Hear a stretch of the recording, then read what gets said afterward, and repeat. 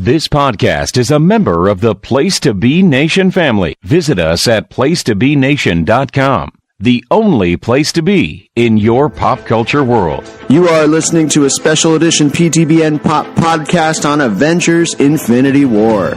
Warning, heavy spoilers ahead.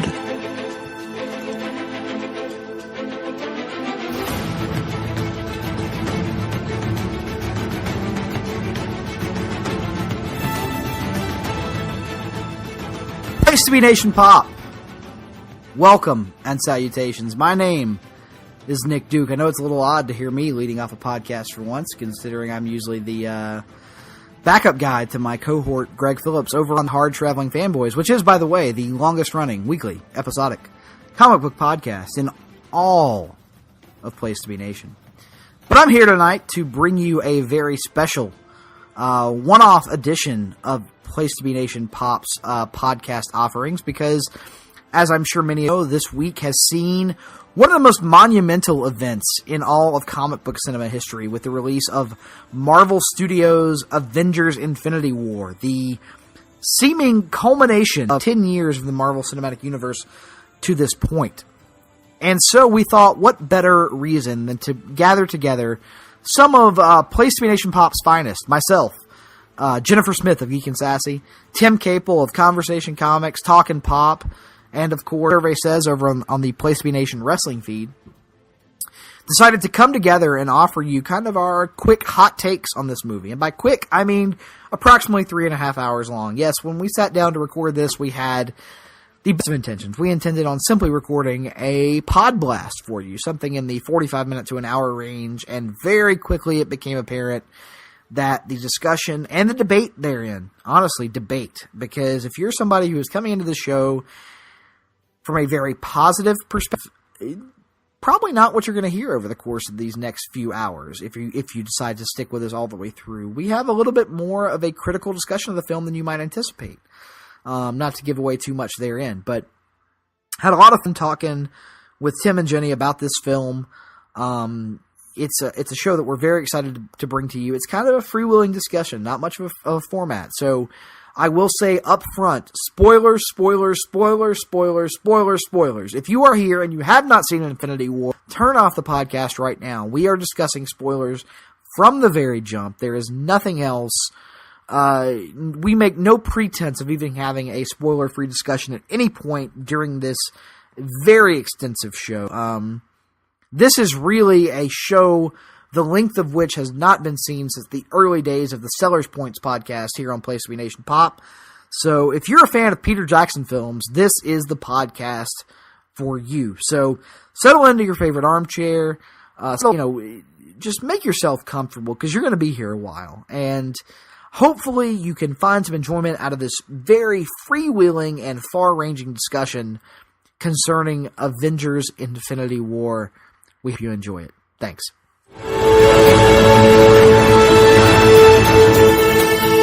So yeah, here we are. Infinity War is a thing that has come. We have seen it. I saw it on opening night. I think at the first available public screening at 6 p.m. Eastern time. Right. Jenny and Tim, of course, as I mentioned earlier, are here with me. Guys, when did you see the movie? I saw it today, Friday, 3 o'clock. Yeah, as of the time of this recording, it is still Friday, barely. Jenny, you saw it earlier today. I literally just got home from the theater. And that's like, sitting here doing this, you are the person I wanted to talk to the most, because I have had time to process thoughts and feelings for 24 hours, and you have not. Okay. So and you haven't even given us your thoughts in a group chat. So Tim, go. Guys. Let us say that there are spoilers. Oh my God! Yes, spoilers. Okay. For God's sake, yes. For God's sake, spoilers. Nothing but Stop spoilers. Listening now. Yeah. Spoilers. Spoilers will be in the title of this. They're in whatever bullshit intro you've already heard at this point. Spoilers, for God's sake. All right, for God's go. sakes.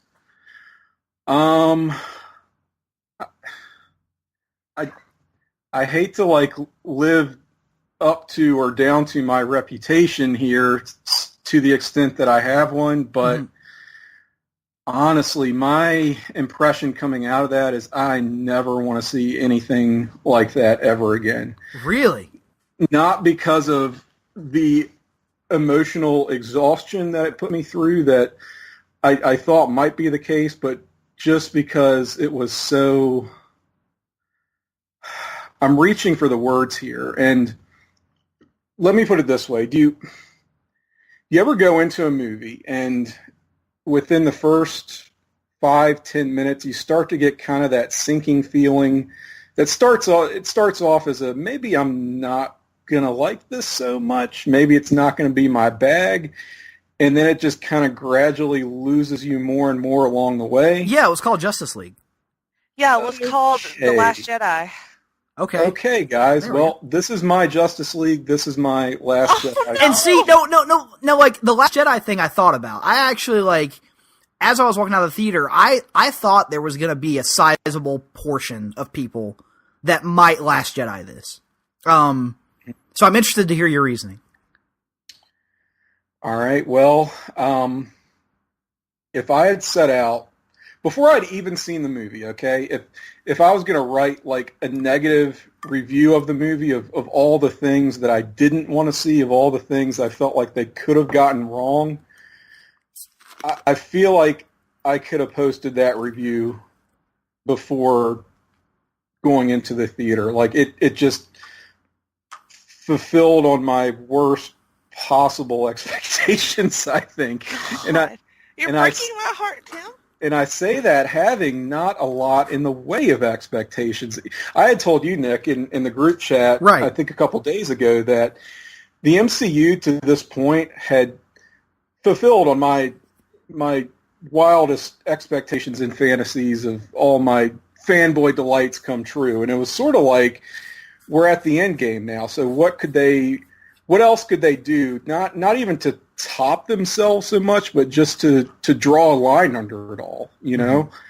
And in a way, it's like all they have to do really is like deliver a competent movie, right? We're kind of, this is almost surplus to my requirements now in the MCU. Like, they've given me as much as I think I could want out of this shared cinematic universe. And yet, somehow, I still feel like they squandered a lot of that goodwill they had built up. You know, there's a sense of a lot of these movies feel like they're just checking off boxes, right? Getting to the next point, telling the story. But the really good ones, and most of them, honestly, I feel like still kind of overcome that sense of just obligation. And this one really didn't for me. It really was just checking the boxes for the overwhelming majority of this movie. I was sitting there like just kind of tapping my foot and feeling just how fucking long it was. I'm not the type of person to complain about length of movies by any means. You are not David Sunday, is what you're saying. No. I generally do not have problems in that regard. If it's a good movie, it's a good movie. I don't care how fucking long it is. This, I was desperate to get out of that theater by the end of the movie. I really was. Wow. Interesting. Yeah, I mean, I don't want to use the word hate. It's a little premature to say that. But if we're looking at these things in terms of what are the movies you most want to rewatch in this series, it is dead last. I cannot fathom trying to sit through this again. So while I disagree with your point about, like, you know, sitting through it again, I have some issues with this, and I know it may not like have sounded like that given what I was talking about in the group chat, and what I meant by comments like I can't really rate it on the same scale as the other movies. Like, I'll give you an example. Jordan Duncan and I were talking via private message earlier today, and he asked me if it was my top Marvel movie, and I was like, it can't be. And the reason why is because it's not an entire movie. Like, to me, as much as they sat there and screamed for a year and a half, this is not part one of a 2-part movie. this was very clearly part one of a 2-part movie. You know what I mean? Like yes. Like, this doesn't even feel like a movie to me. Right. This is a collection of things happening. Yeah, go, because you have so many characters you're trying to fit in, and like, I understood that coming in, though. Like, that was kind of my expectation, in that you don't really have a lot of time to stop and, like, develop everybody. This movie is treating its audience as if you are coming in with a very high level of knowledge. It is not here to catch you up or to give you the Cliff's Notes. It is jumping you off. I mean, even take the opening scene, for example. It's not leaving you off with Thor Ragnarok. It's leaving you off with a post-credit scene from Thor Ragnarok that you may not have even fucking stuck around to see. It is like, it is treating its audience with the highest level of, like, we've been doing this shit for 10 years. You should know the drill by now. You know what I mean? So I can understand having issues with it as a movie, would be the way I would put it. Like, from a narrative standpoint, it doesn't really tell a complete story. It ends on a cliffhanger. It's all just rising action for the most part. There is no, like, I mean, there is a climax, but only a climax in the sense of, like, it's clearly just the first part of the climax, and there's an instant follow-up that's coming a year from now, and we so badly want to see that. But I will say, from my perspective, while I have issues with it from a narrative standpoint and a little bit from an editing standpoint, and that I think some of the transitions were a little choppy, but that's, again, I don't really know ways to get around that with this massive of a cast. I don't walk out of it saying I didn't enjoy the experience. Like, I walk out of it saying it kind of felt like a big event comic book brought to life. And so I have criticisms, I have issues with it as a movie, as a Marvel movie, 10 years into this thing, and knowing now that it's just the first part of a 2-part finale of sorts. I can't really think of a ton that I want to criticize from the sheer, like, fan perspective of it all. I think I see what you're saying and where you're coming from, and just the difference seems to be that while I was willing to make those same concessions to this as a movie, I was still not engaged in or really interested in the way that they were kind of moving the pieces on the chessboard to get everybody in place and to set everything up for what's going to come next, which obviously there's a part 2 next year. But I think you're a little bit more bowled over by the way that they did that. Yeah. And whereas I'm just kind of sitting there like, and I can get into specifics, but yeah, I mean, that's what we're going to do. What about, here. Like, you know. Yeah, we haven't heard a lot from Jenny. So, Jenny, where are you at? Well, I'm just sitting here kind of floored. And you know, but it's funny because before we got on this chat, I told Jenny I thought there was a possibility of this. Yeah, and I was like, whatever, Nick's talking out of his ass again, because obviously it was awesome. Tim loved it. But I was way wrong about it. I could not disagree more about Marvel's, like, I love the fact that they expected me to know everything. They expected me to know those characters. They gave me credit for having been in this journey with all of these characters, and they didn't have to bring me up to speed. There was no fat. It was all content. It was all what I came to the fucking movie for. I didn't need an origin story for anybody. I knew where everybody was in their lives in the story. And I'm glad that they went that way. It spoke to me more that they were just like, okay, you're here, you already know all this shit, now let's get started. And there was no preamble to it. It was amazing. I really don't know what to say about the part 1 feel of it, because I mean, I expected that. You already know it's a part 1.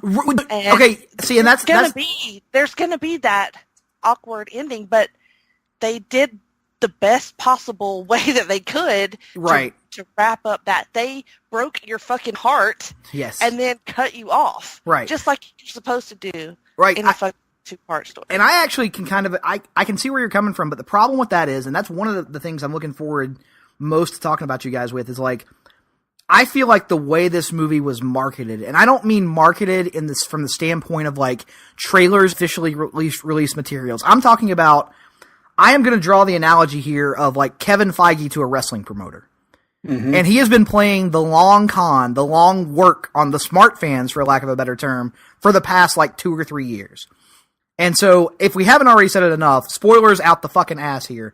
What have we heard in almost every interview from Kevin Feige, Robert Downey Jr., Chris Evans, Mark Ruffalo, or Chris Hemsworth for what feels like ever since Age of Ultron at this point? We've heard their time is coming to an end. They're looking for a way to transition. So what does that create in the minds of almost every fan? An expectation that with Thanos coming onto the board, the most likely scenario is our so-called Big Four are going to be seeding their way out with some kind of, heroic sacrifice in this movie and giving way to the new generation. And what you get at the end is the complete fucking opposite. And I'm sitting there going like as it starts to happen, like when Bucky, I think, is the first one that dissolves away into dust. I went, whoa, that's weird. And like Black Lady, stereotypical screaming Black Lady in the back of the theater is screaming, no, at this point. And then it cuts to like, there goes Star-Lord, there goes Drax, and I'm like, what are you people, like, I was like, what is happening right now? And I thought it was over, and then fucking, no. They decided to just kick me right in my fanboy nuts, because they cut to Stark standing there, like, freaking out, and all of a sudden Peter walks on frame and goes, Mr. Stark, I don't feel so good, and I audibly went, no! Like, I lost my shit. I thought that I was done. So emotionally manipulative because it was, but it was beautiful. Like, no. It was beautiful, Tim. Everyone was dying in the exact same way. There was zero dramatic tension to any of this. You knew as soon as Thanos snapped his fingers, he had won, right? It's like, okay, here's the cliffhanger, right. Fine. But then everybody just vanishes, floats away, whatever, in the exact same fashion. Half the heroes, right? Because it's half the world. I don't know if it was exactly half the heroes, but But that's the idea, right? Right. But we know, and I'm sorry, this is very much the cynic in me, but I don't think this is just me speaking. Everyone knows we've got tons more Spider-Man movies on the slate, more Doctor Strange movies. They didn't even really commit to killing Tony Stark. They did the little fake out, but I mean, our 3 principal players are still in place. So when everyone's talking about how daring and bold this ending was, I'm like, it is so telegraphed that everything's going to be overturned in the next movie. And they didn't even wring any real tension out of the quote-unquote deaths that they did deliver. It was just... And see, I disagree with that because I think that we all would have had that assumption no matter who would have died. Like, there would have been an element of they're going to hand-wave this away in the 4th one no matter who they had done it. Now, we could have had some tension, I think, where you're coming from is, let's say they do Tony, Thor, and Cap all are dissolved at the end of this movie. And we're sitting there going, man, could that really be it? And I think we do have less doubt in our mind, or less certainty in our minds as to whether or not they're going to be brought back in the 4th one. So I will agree with you just from the standpoint of we know most of these characters are coming back in the 4th one, but I'm saying that, like, having the new characters, the ones that we thought they were going to build around and have this next movie be focused on, like, I mean, how many times have we heard, like, New Avengers thrown around as a possible title for the 4th Avengers movie? That's been one of the most popular, like, fan theories that's been out there for years now. And there's no way that it can't be that at this point. Like, maybe the 5th Avengers movie can, but, like, I'm saying in a movie that we all thought we were going to lose Tony or Cap or both in, to lose neither and lose all these characters that I don't think anybody, like, I didn't see anyone predict Doctor Strange as being one of the guys that would go off the board. Oh, no. Like, he's coming back on the board. Or Spider-Man. I agree with your point. Well, Tim actually predicted that in the one of our chats last night.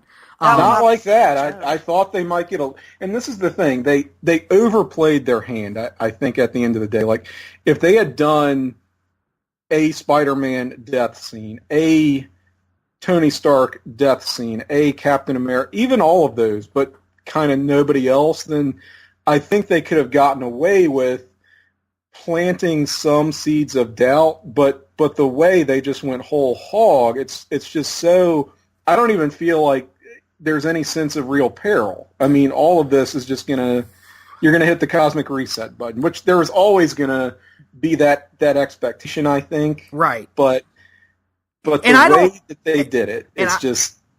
I don't necessarily agree that they're gonna hit it for everybody. I think obviously Black Panther, Doctor Strange, Spider-Man are coming back, but some of those Guardian deaths I think are gonna stick personally.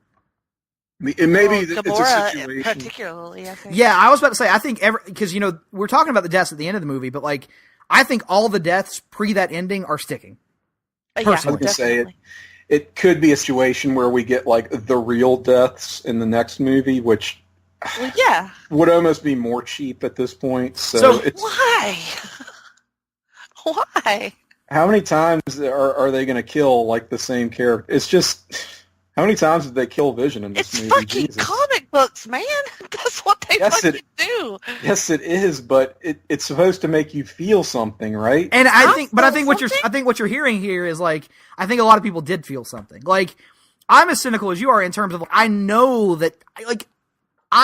that Peter Parker is coming back in the next movie. I know that with 100% certainty. But because of the effectiveness of Spider-Man Homecoming and Civil War and all the Iron Man stuff that's been done in the MCU to this point, when Tony Stark is sitting there as Peter like dissolves away in his hands and he has to feel the guilt of like everything of what has just happened to this kid, that moment hits home for me, whether or not it's done away with in the end, not because of its lasting stakes, but because of the impact it has on Tony Stark in that moment, and because of the acting ability of Tom Holland and Robert Downey Jr. in that scene, which I'm just going to throw this out here now. I don't care what anyone says. It's not even close at this point. Tom Holland over every other Spider-Man in history based on those 5 seconds alone. Yes.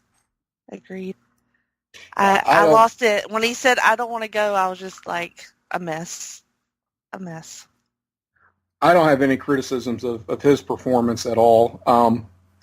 I know I sound like the asshole on the panel here, but I will say it is not impossible to. It's not impossible. Sorry, insider reference there. It is not impossible to overcome my cynicism, but I think they needed to do better, try harder. This didn't cut it. It really didn't. And I don't know, that is a very personal sort of value judgment, so I don't think we'll find any daylight on that point really.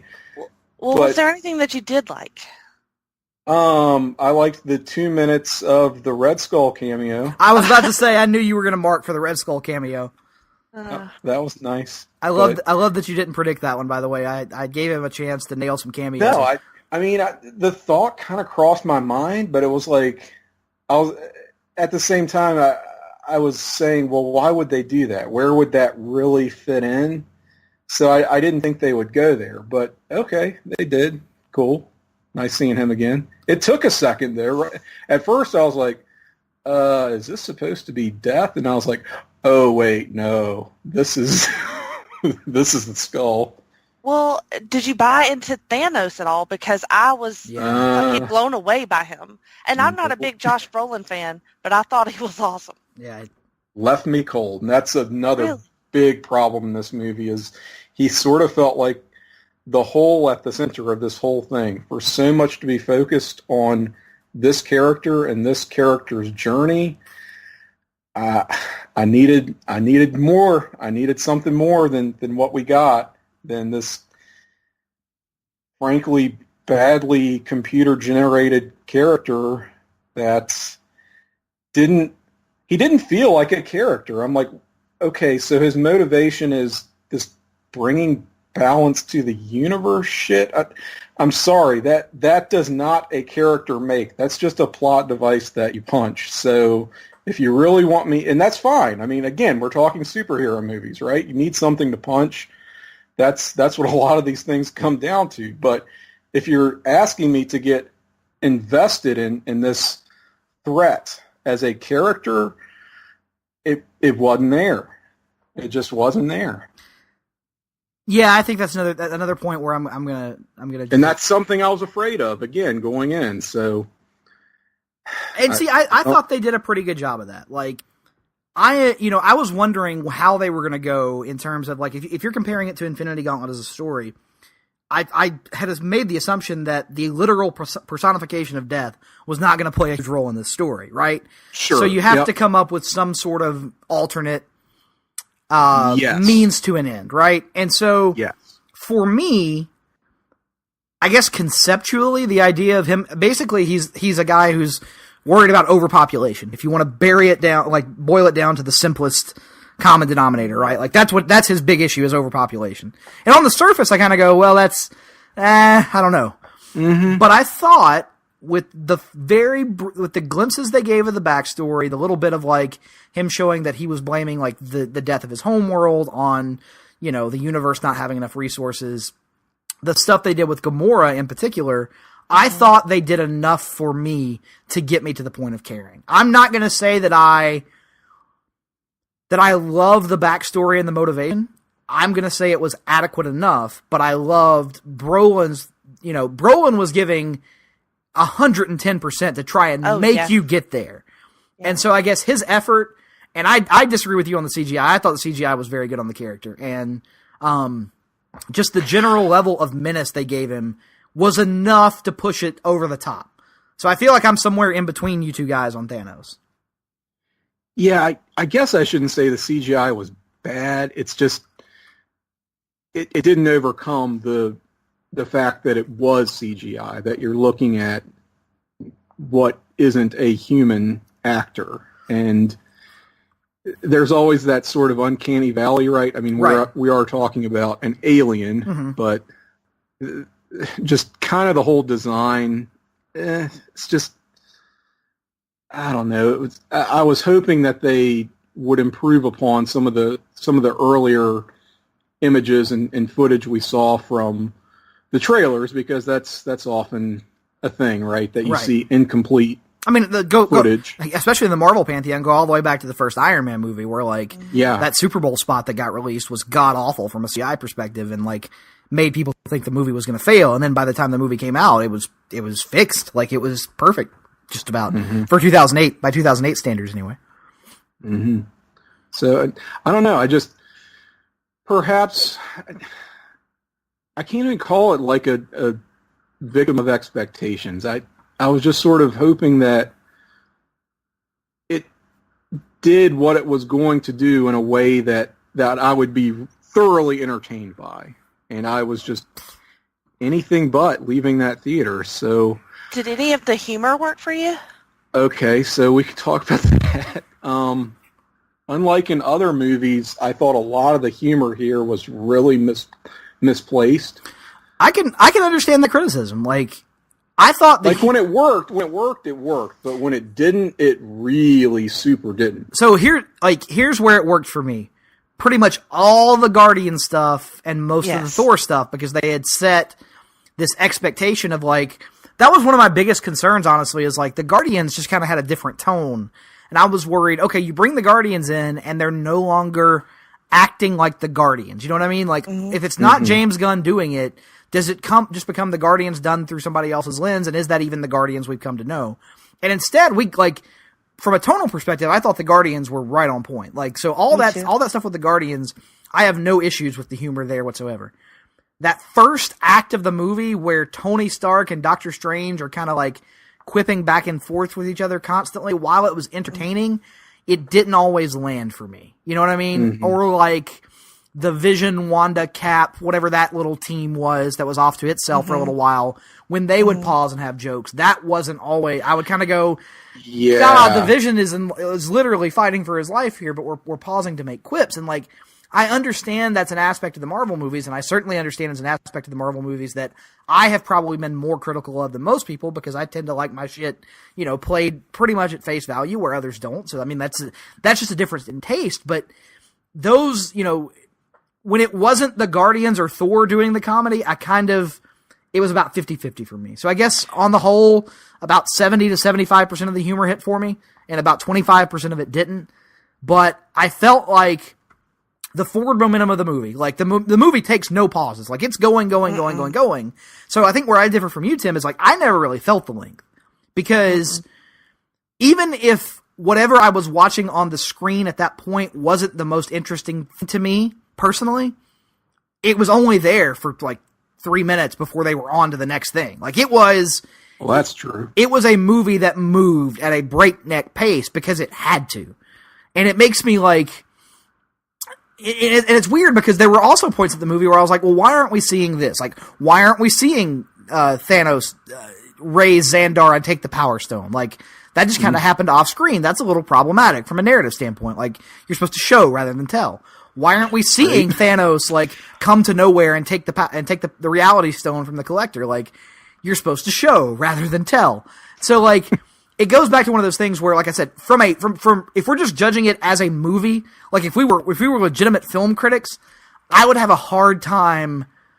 I would struggle with how I would rate this. But I'm coming at it from as a fan and as somebody who's invested 10 years in this shit, and from that perspective, again, other than like quibbles here and there, I can't find a whole lot to really get that worked up about from a negative standpoint. Well, I think that, you're right about the breakneck speed of it, but I also felt like every character had a moment at least, and the screen time was shared pretty equally between everybody. I didn't feel like it was one character heavy or the other character heavy. So I think that the balance really worked for me, and that helped with the length of the movie. That is actually something I'm wondering about, and we'll kind of throw to you guys. I got to questioning, what are the moments from this movie? Like, obviously, we ran through kind of the big ones at the climax that right. I talked about how they didn't work for me. So earlier in the movie, like before we get to the whole like final act. Yeah, just in terms of character moments or cool scenes or what really worked for you, because I'm first, I got one right off the top. I got two right off the top of my head. Groot breaking off his fucking arm and it becoming the handle for Yarn. I don't care if they called it Stormbreaker in the movie. It's fucking Yarnbjorn, and we all know it. And by we all know it, it means that I know it, and if nobody else knows it, I know it, goddammit. It's Yarnbjorn. Anyway, Groot breaking off his fucking arm and it being the handle. That's one. And Peter falling off the ship and the Iron Spider suit wrapping itself around him, I marked out for that as well. Being a big fan of the original Civil War, being a big fan of that costume design, and being a big fan of pretty much everything they've done with Spider-Man in the MCU up to this point. Those are the two I would like instantly point to. Visually, I'm going to say something that was incredible is when Gamora is back with Thanos and they go in to see Nebula, and when you see her head on, it looks like she's just hanging there, but then as you move to the side, you see how she's taken apart, and he's been torturing her, and it just fucked my head up. Like, it fucked me up.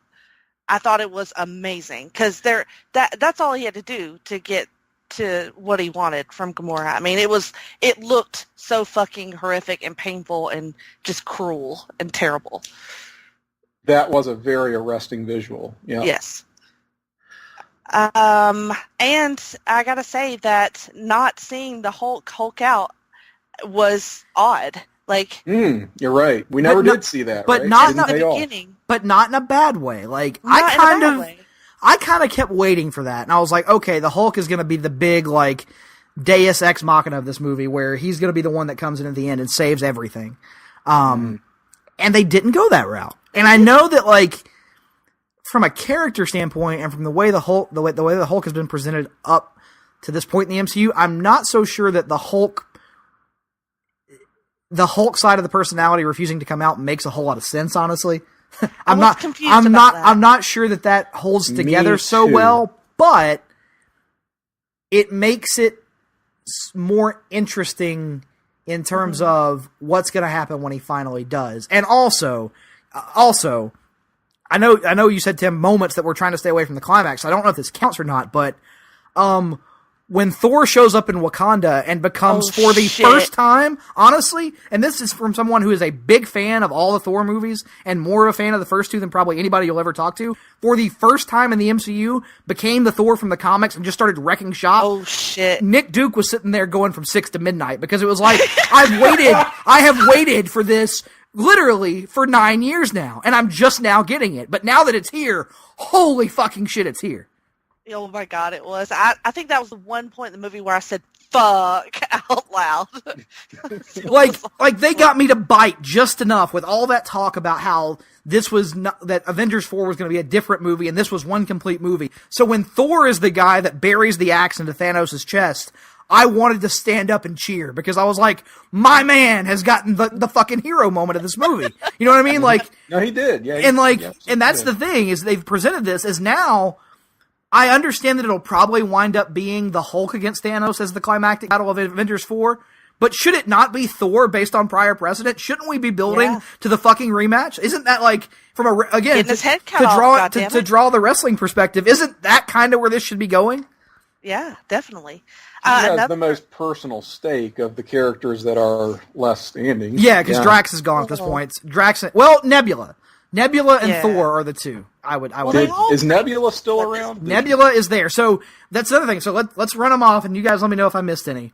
Cap, Tony, Thor, Bruce, Natasha, Nebula, Rocket, and what's her name? Michonne's character. Oh, I don't know. Okoye? Yes. War Machine and Black Panther. So you forgot all the black people. No, Black Panther's gone. Black Panther gone. Yes. Falcon's gone. Yes. Yeah, I know Falcon's gone. Black Panther's gone. Black Panther, disintegrates in the arms of, I believe... Okay, this is the fucking problem, okay? Everyone dies in the exact same fucking fashion, and I can't even keep track of... I saw the movie not an hour ago, right?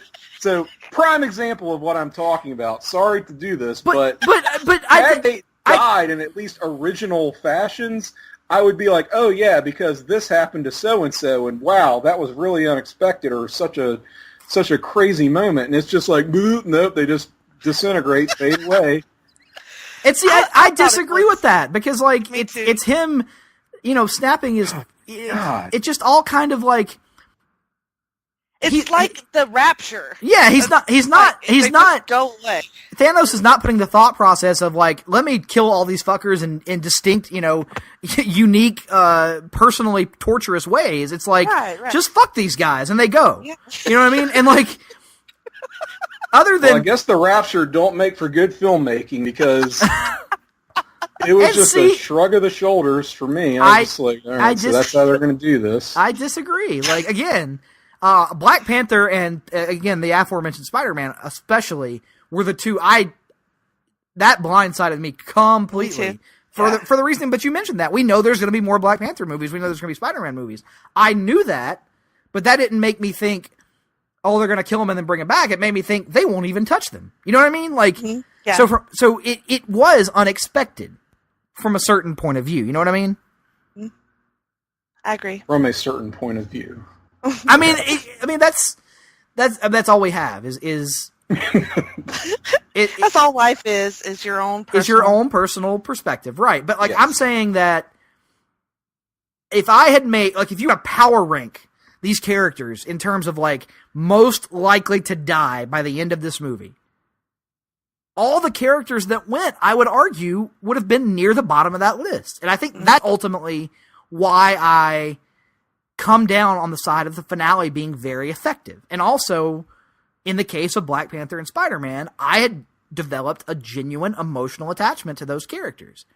And the fact that I know they're coming back doesn't lessen the impact for Tony Stark as a character or Okoye as a character, because Dana Garai in that scene gives a really good emotional performance. Her facial reaction as she watches her king evaporate before her eyes, that registers with me because I've seen Black Panther and I love both of those characters.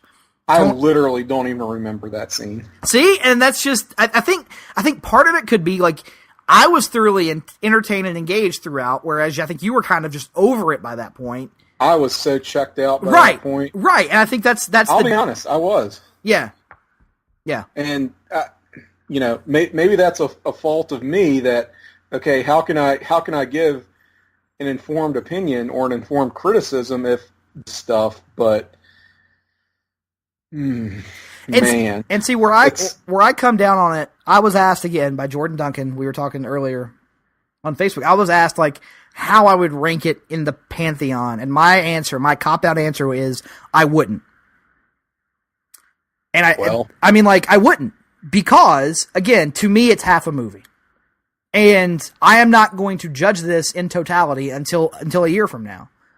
And I don't think that's the route they should have gone. I agree with that. Like, it's not what I would have done. I hate the 2-part trend that started with Harry Potter, 10 years ago at this point? I hate it with an undying passion. Tell your story. If you want to make the movie 5 hours, then just release a 5-hour movie. Don't do the stupid cash grab thing, because that's what it is. That's what it was from the very beginning, was a fucking cash grab. Because especially from the Harry Potter perspective, if you're going to split any of those books into 2 parts for 2 feature-length movies, it shouldn't be that fucking 7th one. By far, it should not be the 7th one. So, and other franchises that have aped that model ever since, I think Hunger Games probably being the most notable example, and Justice League was planning on doing it before all the DCEU got completely blown to hell. It's a bad idea, because it lends itself to movies that do not hold together as standalone entries. And I think the one thing you could say about the Marvel Cinematic Universe up to this point, and I think that this is one area where I'll agree with Tim's criticism, is that every single movie, even though you could view it in the context of a larger whole, it still stood alone on its own merits as a movie. And I don't know that this does. And this was made more egregious by the fact that they've been so cagey about the untitled Avengers 4, and Kevin Feige, even a few days ago, said that he thought that was a mistake, that he kind of regretted that decision to go the untitled route, and insist so vociferously that Avengers 4 was not Infinity War Part 2. Clearly, it's fucking Infinity War Part 2. Exactly, and we all kind of, or at least I kind of thought that the entire time, because they announced the title as Infinity War Part 1 and Infinity War Part 2. They put that out there. And Kevin Feige... No, wait. Kevin Feige is notorious for having plans for this shit mapped out years in advance. So you mean to tell me they announce a title, implying they know what that movie's going to be, and then just because the Russos are directing instead of Joss Whedon, that they're going to come along and change the title, which would therefore change the entire story of Part 4, or of Avengers 4? No. Fuck no. That was never going to happen. So I agree with that criticism, and that's what I said earlier, is like, I feel like they were trying really hard to work the smart things. And there's an element of that worked. Like, for me, it made the ending more unexpected. So in that regard, it worked. But I think it also lends itself to what Tim is experiencing, which is this sense that... poisoned the well. The sense that no matter what happened, none of it ultimately is probably going to matter. Now, I think they are going to... I am not on the side of every dissolved character is coming back in Part 4. I do think they are going to keep a couple to make it, to not cheapen it entirely. But I can understand the criticism. You know what I mean? Like, I can see how it wouldn't hit for people the way it hit for me. But for me, again, it hit, and I can't really complain too much. It is interesting to me, however, that, like, I'm looking at my clock right now. We've been recording for 40 minutes, and I think 33 of those minutes have been entirely focused around the ending. Right. Right. Yep. Yeah. And I think you know, whether Tim comes down on the side of not liking the ending, I think Jenny and I come down on the side of liking the ending. But does it even matter? Because, like, if, again, to use the pro wrestling analogy, we're sitting here passionately talking about it. You know what I mean? Like, I think for the next year, they are going to have, with this ending, created the biggest hype train. You don't have to release a thing. And I wouldn't release a single trailer. I wouldn't tell anyone anything about what this fourth movie is going to be, because that ending of this one, I think, sells the fourth one on its own merits. Honestly, by the time we got to the climax, you know, I had heard rumblings that, it's a cliffhanger. It's so unexpected. You even said in the chat last night, and I'm not putting this on you by any means, but you said Marvel swerved us. And I tried not to seize too much on that statement, but I was sort of like, you know, again, we're talking 2 hours, 30 minutes plus now of me not feeling it, to put it lightly. I'm like, please just give me an ending I can get behind, that I'm invested in, that has some panache to it, because this has followed such predictable beats the whole way. So if they really do something swervy at the end, maybe I can at least say, well, that redeems it, and that was worth the effort. And it really didn't. They just did the most obvious thing they could have done. So you think killing the new characters is more obvious than killing the established characters? I think in the fashion that they did it, yeah. The route that they took, and see that's blink out of existence. Okay, well, that's just like anything else. I mean, so what? But I mean, is there any method of death that wouldn't have felt like it could be undone in the fourth movie, though? Like, I think you're taking in a lot of it. Not really, but I think that, okay, if because in theory, like, I mean, they've essentially established the Infinity Stones in the comics and in these movies is like the ultimate get out of jail free card. They can make them do it's Apocalypse at this point. Like, you can make that character Apocalypse in the X-Men comics do whatever the fuck you want him to do, and you don't have to really justify it. So okay, I can try to answer this.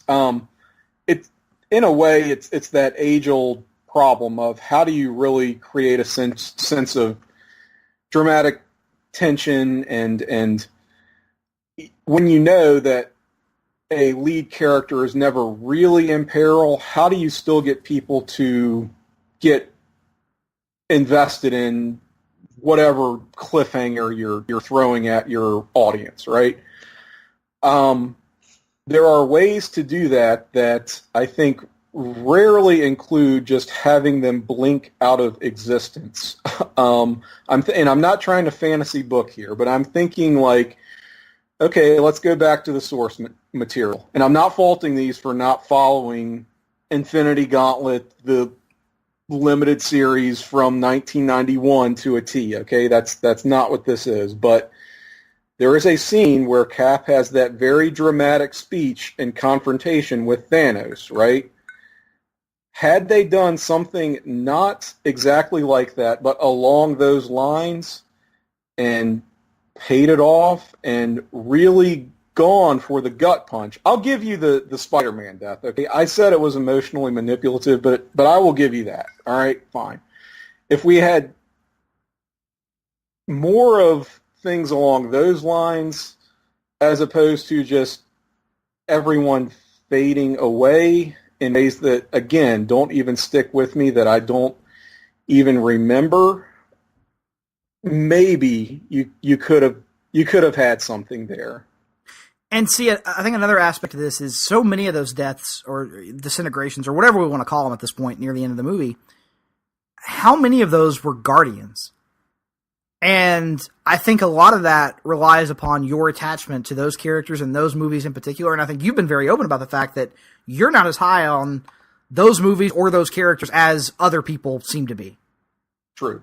So, like, for me, watching Star-Lord evaporate away, especially after, like, and that's one thing, like, at some point during this discussion, which I think, intro is yet to be recorded, so at this point, these people know it's not a pod blast anymore. It's a full-on fucking podcast at this point. I had a feeling this might happen. Yeah. Like, especially for Star-Lord, because that's the character I felt like I had concerns coming into this movie about how the Guardians, like I said earlier, were going to fit into all this, because they had kind of off been doing their own thing with their own tone, and I was worried. And Chris Pratt, to me, might have been the most impressive performance in the movie. From the standpoint of, like, he is not the name that any of these guys are at this point. He's not even the character, from a high-profile character perspective that any of these guys are. And he not only, like, held his own in every scene, he kind of stole every scene he was in for me. So, watching him be one of the ones to bite it at the end was, like, supremely unexpected and supremely emotionally affecting, because just because no other characters that were in that scene with him cared about him disintegrating, I fucking cared. And so, right. And again, I wasn't yet in that standpoint of I shouldn't care because they're going to undo it. I mean, it's like reading comics these days. I guess the closest example I can give you is how long has it been at this point? 8 years ago when they killed off Ultimate Peter Parker. I know that, even at that point, like, death is a revolving door in comics. This is not going to stick. It's not going to matter. That doesn't mean it didn't still make me feel something. And I think that's part of what, like, we all have to come to that point, you know, and everyone has a different threshold for what they're willing to accept or how far they're willing to go. I can certainly understand that, and I can understand a lot of the criticisms you have, but for me personally, I still have to be willing to go enough down that road so that even if I know something's not going to stick, it can still hit. You know what I mean? It can still land with a certain impact. And most of the deaths here did. I'll be honest, and you know, as you probably heard on, like, the most recent Hard Traveling Fanboys, I'm higher on the movie and the character and the performance of Benedict Cumberbatch as Doctor Strange than most people seem to be. But I didn't really give a shit when he disintegrated away. I kind of shrugged my shoulders and go, man, whatever. And then he was like, and I'll be honest again, this is one that probably will be controversial with Tim at least. When Bucky was the first one to go, I kind of went, well, that's mildly surprising, but whatever. And again, I shrugged my shoulders.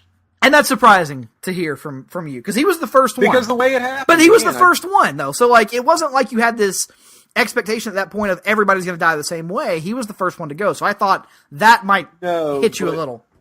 But after Thanos snapped his fingers, I very quickly realized, oh, that's the callback to what Gamora was talking about earlier in the movie, where he could blink out half of humanity, half of existence with a snap of his finger. Well, he did that, and even though these characters are still standing around, as soon as he vanished, I went, oh, okay, that's what we're doing. It was more of a putting the pieces of the plot together than something that had any sort of emotional effect. Jenny, you've been quiet. Yeah. No, I'm just listening and thinking. Part of this for me is that I'm so invested in all of the characters that in part 2, I want to see their reaction. You know, I want to see the aftermath of this, because that's a to great them, point. You know, they still had to watch this shit happen and not know how to fix it. You know, that's the hook for me.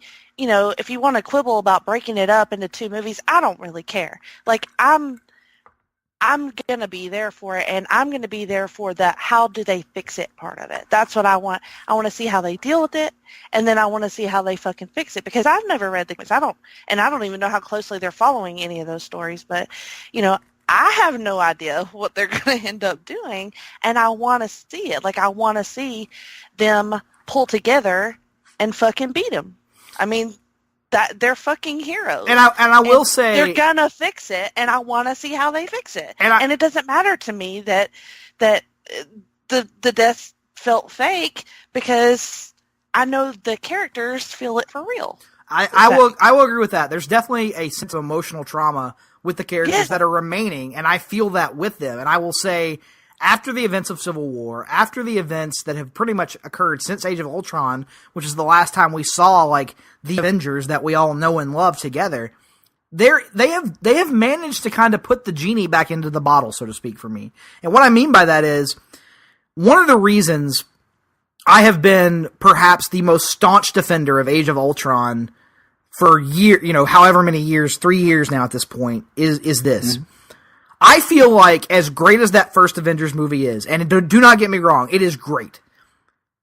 I feel like so much of it relies upon that one shot, the team, when the Avengers are finally assembled. Mm. And the entire time, as we were approaching Age of Ultron, I was thinking, you can't do that again. You can't, you can't rely upon that moment, because you have blown your one shot at it. There's no going back. So how do you make something narratively interesting, knowing that you can't put the team back together? They're already together. And part of the reason I love Age of Ultron so much is because it takes the team, shows it from the get-go, they are together. Here it is, they are the fucking Avengers. And it puts the Avengers through the emotional ringer, more so than perhaps any other Marvel movie, at least from a Avengers level perspective. Obviously, Winter Soldier and Civil War put Cap and Tony both through a very, strict emotional ringer. You could feel them emotionally tortured at a certain point. And as I've said here at chats elsewhere, I'm something of an emotional sadist when it comes to this stuff. I love seeing my superheroes miserable. Like, I want to see these people struggle. I want to see them, like, beaten down by the world, because the entire, like, point of this shit to me is they can have the worst circumstances placed upon them, and yet at the end of the day, they come out on the other side. And they're fucking superheroes. Without that, like, worst shit, though, none of it holds together for me. Which is why I want to see shit like what happened in this movie. I want to see shit like what happened in Age of Ultron with, like, the mental torture stuff. But to circle back to what my original point was, with the events of Civil War, and with sending the Hulk off into space, and with having Thor off doing his own thing, they kind of have put the genie back in the bottle for me, because when the Avengers that we know and love, the Avengers, the Big Four, whatever you want to call them, come back together for the first time in this next movie, which again will probably, I think from a structural perspective, will probably follow a little bit of that Avengers 1 formula where Tony is off on Titan, these people are all in different areas. When the Avengers are back together again for the first time since Age of Ultron, that is going to hit for me. I know it now. Like, it... Mm-hmm. So in that, and Cap has his shield. Maybe Thor has his real hammer. That whole. I don't even need the real hammer because Yarnbjorn's fucking awesome. Even though they're calling it Stormbreaker, whatever. Again, fanboy quibble, but like recreating that moment is possible, and I never thought it would be, and that just is a testament to the level of storytelling they've pulled off up to in between 2012 and 2018.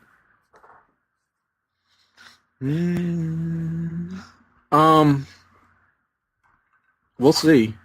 I think I'm higher on Age of Ultron than most people. Not as high as you, but I totally know where you're coming from. I think there was just too much of a sense of, yes, I am an emotional sadist as well. I want to feel the pain that these beloved characters are feeling right along with them, right? Right. But here it was, again, since it, for me, could not overcome that sense of just getting the chess pieces in place, a lot of stuff getting slotted in the category of things are just happening because the movie needs them to happen this way. Some of the examples I might point to, we talked about it, and you can sort of rationalize these things away, admittedly, but still, why has the Hulk basically gone into hiding? Why is Thor spending 2 hours creating a new weapon when his entire hero's journey from Ragnarok was learning, well, the power is within you the whole time? That's because they had to fix a lot of the shit about Thor they didn't do right in Ragnarok. Okay. I say this as someone... You're right, though. I mean, it is... Ragnarok is simultaneously a really good movie and kind of a bad Thor movie. And I hate saying that because I know everyone lost their shit for Ragnarok because it had jokes. Fuck that shit. If I want to watch a fucking joke fest, I'll just watch Guardians again. I don't need another Guardians movie with Thor characters in it. Make a fucking Thor movie. They didn't, I have held that in for so long and it sucks. Because the thing is, I like Ragnarok as a movie. I watch it, and I am entertained by it. I've seen it, I think, 3 or 4 times now. And I can't help myself. Every time I sit down to watch it, it moves as a movie, and it does all these things, and it makes you ultimately care about characters, even though you shouldn't, because they undercut every single dramatic moment with a fucking joke. But as a Thor movie, it's kind of dog shit. It really kind of is. I'm sorry. All right. It just is. So this movie, as I told you, I think Jenny and I were discussing this before you came on, Tim, it fixes it. To me, Thor is the character perhaps most helped by this movie. Mm-hmm. To the standpoint of now, I hope Taika Waititi takes his shit and goes home, and Chris Hemsworth sticks around to make a real Thor movie for once. Oh, man. But you see my point, I think. I do. And we have things like, why are characters such as Doctor Strange and the Vision, and I mean, these are not just fanboy quibbles. I mean, we have the precedent of the last however many movies to point to here. Why are they like so weak in comparison to their previous outings? I mean, I know. I totally disagree with that. I thought Doctor Strange showed out. Like, I was impressed with his abilities. From a powers perspective, yeah, I would agree with that. Vision, he stood up to Thanos for as long as he fucking could. Yeah, and Vision, you got a point, though. I'll go with you on Vision. I don't know. There was a moment where when Tony and Peter and Doctor Strange had commandeered the spacecraft, Doctor Strange says something like, well, can you get us back to Earth? I don't know, motherfucker, can you? You have the fucking time stone. Shouldn't you be able to figure this out? So just stuff like that. Look in the future like 14 million times or some shit. Well, this was before that. Yeah. So, I mean, it's just a lot of things just didn't really add up and didn't feel like they were a natural extension of how we got to this point. Okay. So I'm gonna propose something here, because now at this point we have dismissed all pretense of this being a pod blast. We are full on in podcast form at this point. Are you guys, your energy still up? Are you willing to continue this conversation? I'm in it to win it, Sure, friend. but right. Don't throw a format at us now. We're not doing a format, but okay. this is what I'll say. We've talked so much about the finale. We've talked about like what we felt about it. Tim has come back so many times to the talk of moving the chess pieces around on the chessboard. How about we take a break, and when we come back, we'll have an open form discussion about pretty much let's go through the movie and talk about how these chess pieces were moved around and see where we fall on different points of it, because there is a lot of this movie that we haven't really even touched on because we've been so laser focused on the ending. So is that agreeable to you guys? Agreed. Very much so. All right, let's take a break. Promotional consideration paid for by the following. Hey, pro wrestling announcer Kevin Kelly here. I want to make sure you are all subscribed to all the great feeds here at Place to Be Nation. It's really easy to do. Just head to iTunes or your preferred podcatcher app today and search and subscribe to the Place to Be Nation wrestling feed, which of course includes the full archives of the Kevin Kelly Show, the Place to Be Nation pod feed, and the Pro Wrestling Only feed. Subscribe, listen, and then rate us and leave feedback today. And be sure to give Justin your true thoughts. I mean, don't hold back. After all, he is kind of a jerk. Just listen to Scott.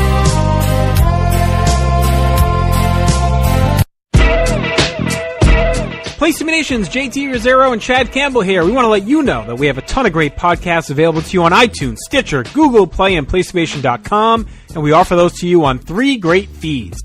On the Place to Be Nation wrestling feed, we bring you the Mothership, the original Place to Be podcast, as well as Main Event, Lucha Afterground, and our monthly pay-per-view reaction shows, as well as the Our Vantage Point podcast and Jeff Learns Wrestling.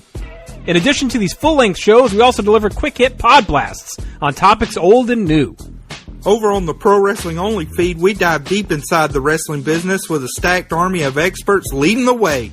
The feed features potpourri shows such as This Week in Wrestling, Greetings from Allentown, Psychology is Dead, Puro Potpourri, Stacy and Elliot's Bogus Journey, and the Military Industrial Suplex. We also have shows that focus intently on certain topics like Letters from Center Stage, Space City, and NWA Classics on Demand Adventure, Through the Years, Strong Style History, Strong Style Story, and Mount Olympus.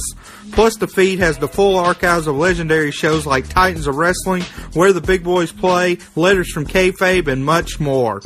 And on our popular Place to Be Nation Pop podcast feed, we offer such great shows as the Glenn Butler Podcast Hour Spectacular, Rank and File, PTBN Dadcast, Go Home in a Box, NBA Team, and Lucha Undead, as well as a veritable podcast heaven for comics fans with the Hard Traveling Fanboys, Seller's Points, Todd Weber's Conversation, Geek and Sassy, and Imaginary Stories podcasts. You can find all of these current shows plus archives of our past podcasts, including The Kevin Kelly Show, as well by subscribing to all of our feeds on iTunes, and while there, be sure to rate and leave feedback as well. All of these shows, plus others available on PlayStationNation.com, where we cover pro wrestling, sports, movies, comics, plus in-depth stretch projects and more. Be sure to support our site by using PlayStationNation.com/Amazon when shopping online, and download our free PTB Vintage Vault Refresh ebooks via the links on our site. We also want to thank our friends at Bonehead's Wing Bar in West Warwick, Rhode Island, and Fall River, Massachusetts, TheHistoryOfWrestling.com, and Scott Keats' Blog of Doom. Be sure to follow us on Facebook, Twitter, Instagram, and Tumblr as well. PlayStationNation.com, the only place to be in your pop culture world.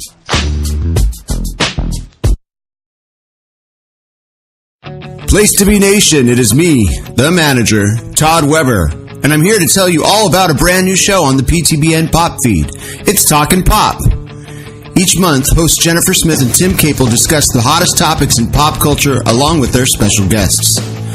Funny, illuminating, and even sometimes a bit naughty, Talkin' Pop is our latest and greatest legendary Place to Be Nation podcast. So be sure to join Jenny and Tim every single month on Talkin' Pop, proudly part of the PTBN Pop feed on iTunes, Stitcher, and PlaceToBeNation.com, the only place to be in your pop culture world.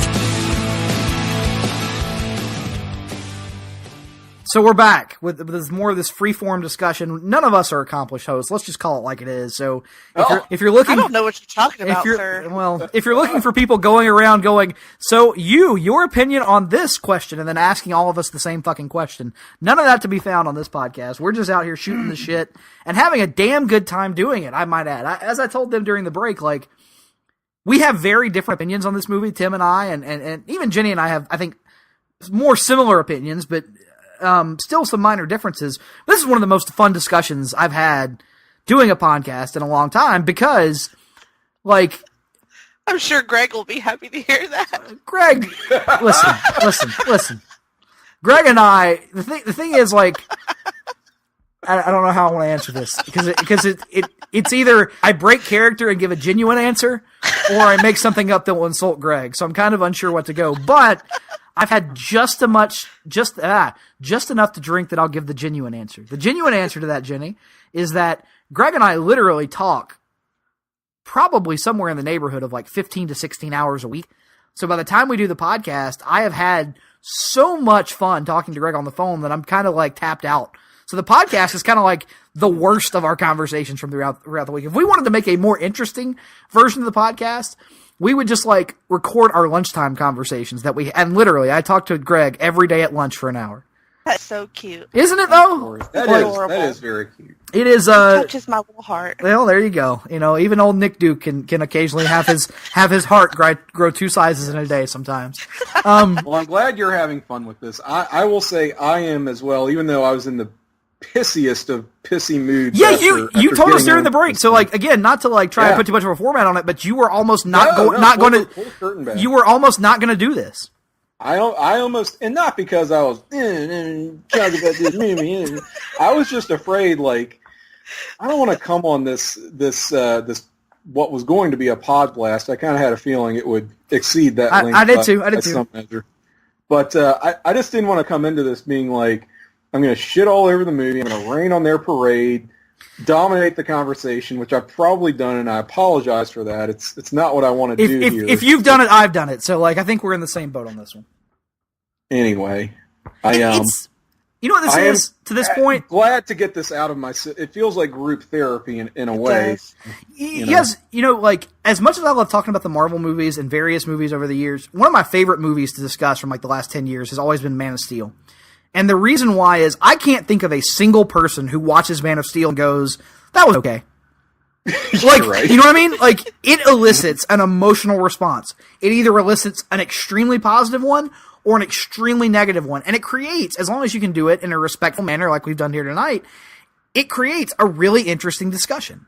And that's kind of what this has been to this point. So I'm enjoying all of this so far. But, like, we said before the break that we were going to try to go through the movie. I think Tim has had a little criticism of the way some chess pieces were moved around, and I think we should discuss some of those movements. But one thing Tim also brought up during the break that we wanted to discuss that I tried to get into a little bit near the beginning, but let's just go ahead and delve into that, and then we'll go through the chess piece stuff. Theatrical experience, like for each of us individually. So Tim, let's start with you, because I think it's still the freshest for you. Your theatrical experience as best you can recollect it. Okay, well, I will start off by saying when I got to the theater, and this is a Regal cinema, 20 screens, parking lot packed, no exaggeration, not a single parking space within the actual lot of the theater, okay? Because we ain't got a fucking format, quick aside, do you think this beats Black Panther financially? All right, well, I was going to get into that maybe. I'm going to say no. I don't think so either, for the record. Because I think Black Panther benefited and got a huge boost from repeat viewings. I don't see people turning up a third, even a second time for this. I disagree completely. I've already got my second and third viewings booked. Okay, I think well, I all told right. Later or earlier, I'm going to see it 8 more times. Yeah. Well, let me put it this way. The audience that made Black Panther the 10th highest grossing film of all time, that's it, I think are going to be tremendously let down by this film. Black Panther. Black Panther? Black Panther was a cultural and societal event. This is a nerd community event, and we've had those. And not saying those can't make gobs of cash, but it's not the same thing. I agree. Completely. I think this will open bigger than Black Panther. Black Panther, if you're looking at it from a legs perspective, from a weeks and weeks into its run, it's unprecedented. I can't think of another movie in history that has ever held for that many weeks as well as Black Panther. I know there have been them. I'm not some cinematic expert. I'm not putting out the box office report every week on PlaceToBeNation.com, so I can't tell you exactly what the week by week history is. I'm just saying in recent memory, Black Panther has to be the strongest repeat viewing movie that we've seen, right? There will be a plethora of children, an entire generation named Shuri and Okoye. And that's a great thing. But that, I think, speaks to how important Black Panther is viewed as a film. Nobody's going to name their kid Thanos, is what you're saying? I don't see that happening now. Okay. I just can't see it. Yeah. Not a lot of Nebulas or Gamoras, I think. I don't know. So, think about it. How much Wakanda, how much Black Panther did we get in this movie? The whole third act has a good chunk of Wakanda. Yeah, but safe to say, Marvel did not anticipate Black Panther being the phenomenon that it was. Okay, but we were on theatrical experience. Yeah. Okay. So because I tried to get off on topic and I had a point about my theatrical experience. I want to give you an opportunity to wrap up yours because I have a counterpoint to that from mine. Okay. So parking lot packed, right? Had to park in an entirely different lot. So all right. Fortunately, got there within, I would say, 30, 40 minutes of showtime. The show I wanted to actually go to, right? So. Because I knew that I would just be too rushed to try to make the 8:15, right? So get my tickets, get seated. Theater is packed, of course. I would say the response throughout the movie itself a little bit more subdued than I was anticipating, and I don't know. I sort of felt like it wasn't just me, that other people were sort of turning on this movie as it played out. I don't want to call it the cinematic equivalent of the WrestleMania 34 crowd chanting, "This is awful! No. This is Come on. awful!" I think I've... at the main event, but it almost was that. I said I was look. I said I was desperate to get out of that theater by the end. More than half the theater left when the credits rolled. By this point, people know full well there's an end credit scene. Okay, I almost left knowing there was an end credit scene. All right?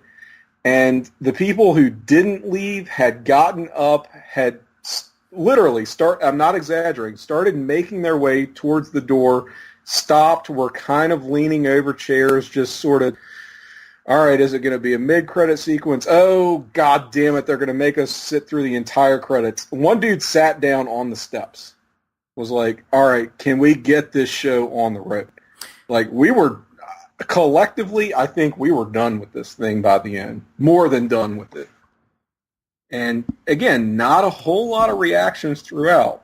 There were a few ohs and ahs and smattering of applause, but even when somebody like started to applaud, it sort of seemed like they were getting shot down by the temperature overall of the room. So that was my experience.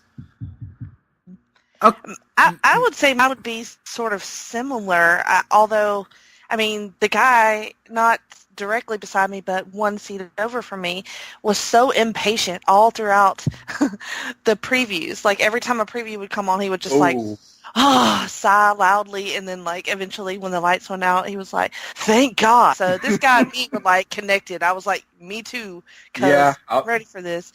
Yep. And I felt like it did kind of get a little bit colder. Like, at one point, I giggled, like, really loudly, as I do, at a joke, and nobody else laughed. And and then that whole thing where Drax is standing there trying to say that he's invisible, I was just like losing my shit, giggling, laughing through that, and I think I was the only one. And some people did leave at the end, but most of us stayed, and it did feel kind of subdued coming out, although not for me at all, but just generally. So I probably had a little bit of a different experience than you guys because like I said, I literally saw it at the first screening that was publicly available. And the reason why I like doing that, Greg and I have a philosophical difference in that. Greg likes to wait as long as he possibly can because he hates crowds. And his reasoning is the fewer people that are there, the less likely it is that somebody's going to disrupt his viewing experience. The less likely people are going to be talking. I'm totally with him on that. The less likely that somebody's going to be texting, the less likely that somebody's going to be being an asshole, right? Mm-hmm. I like to flip that. So I agree with that if you go opening weekend, Friday, Saturday, whatever. But the fuckers who are there on Thursday at 6 o'clock, who have literally come from work and went straight to the theater, they are the motherfuckers who like literally cannot wait one more second to see this goddamn movie. And they are the people who are going to put the phones down and stare at the screen for 3 hours. And that's kind of what we got. Reasonable reactions for the most part. Like, I'll say that, once the movie itself started, nobody applauded when they started the movie because the movie kind of starts with Thor. But then, like, every subsequent reaction, like the first time we see a character, there was applause in my theater. Every time that, like, something dramatic happened, there were audible gasps or oohs or ahs. There was a genuine, like, you could feel it in the room. There was a desire to be a part of this, to want to participate, if for lack of a better term. As I've said earlier during the show, we had, she was the best audience member or the worst audience member, but we had stereotypical black lady who, like, who like literally sounds so bad, but it does, but you guys know what I mean. Like, who, like, every time anything of any kind of dramatic, like, stakes would happen in an action scene, she would go, no, like, out loud, and we could all hear her and stuff. And then, like, there's one scene where it's Okoye and Natasha and Wanda, I think, having a conversation, and they're all just, I mean, the general thing of the point of the scene is, like, yay, Marvel girl power, essentially. And every time, like, any one of them will say anything at the end of the line, she would go, that's right. Like, and so that kind, like, she was super into it. So it was like, simultaneously annoying and charming because, like, she was doing it from this most genuine of, like, positive places, you know? Right. And so, like, when Wakanda popped up for the first time, I'll tell you, that was one of the coolest things for me. Coming from a family that has a mixed background, to say the least, Sure. seeing a portion of the audience react so emotionally and so genuinely to the first time Wakanda was shown on screen was really fucking cool. Like, I felt that seeing Black Panther, and then, like, you know, but Black Panther was its own thing, and now here he is standing alongside all these more established, whiter characters, and it still played with that same level of impact, and that was really fucking cool to me. There was a kid, couldn't have been any more than 8-year-old African-American kid sitting next to Danielle, who was on the other side of me. And, like, every time somebody would say anything in the movie, like, well, the Soul Stone, we found a map to it. Where could it be? He would say out loud, Wakanda. And, like, you could tell he was hoping, he was just waiting for, like, fucking Wakanda to come in this movie. And then when it did, he lost his shit. You know? So I feel like my theater experience was really different than you guys. Like, it was very positive. It was energetic. And, like, the whole last 15 minutes, we were all just like, like I said, our black lady in the back started it with, no, the whole time. And by the time Peter Parker dissolved away to become the dust in his own aunt's hooch, I was right there with it. Like, I was fucking dying. Like, I audibly said no. Cancel the show.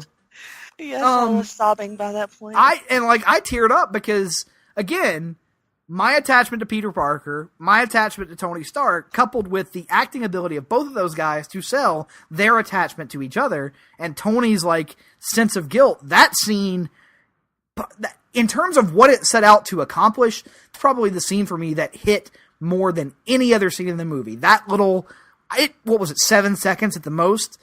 But it's probably the most effective 7 seconds of that movie for me personally. I do think this, and I will say, I will also say, we got stunned silence during the credits, and I read it as more of the Logan thing, where people were, like, legitimately traumatized, did not know how to process it. Most people sat there through the credits. Some people got up and left. Some people, like, kind of the thing you were describing, Tim, where they kind of hung around on seats or sat on steps. But I gotta be honest, I've seen that at every Thursday night screening I've ever done, and I've never taken it as, like, a negative reaction of any kind. But I will say, when they get to the post-credit scene, which we haven't even, we literally have been in this for, an hour and 50 minutes at this point, not brought up the post-credit scene once. Post-credit scene played huge in that theater.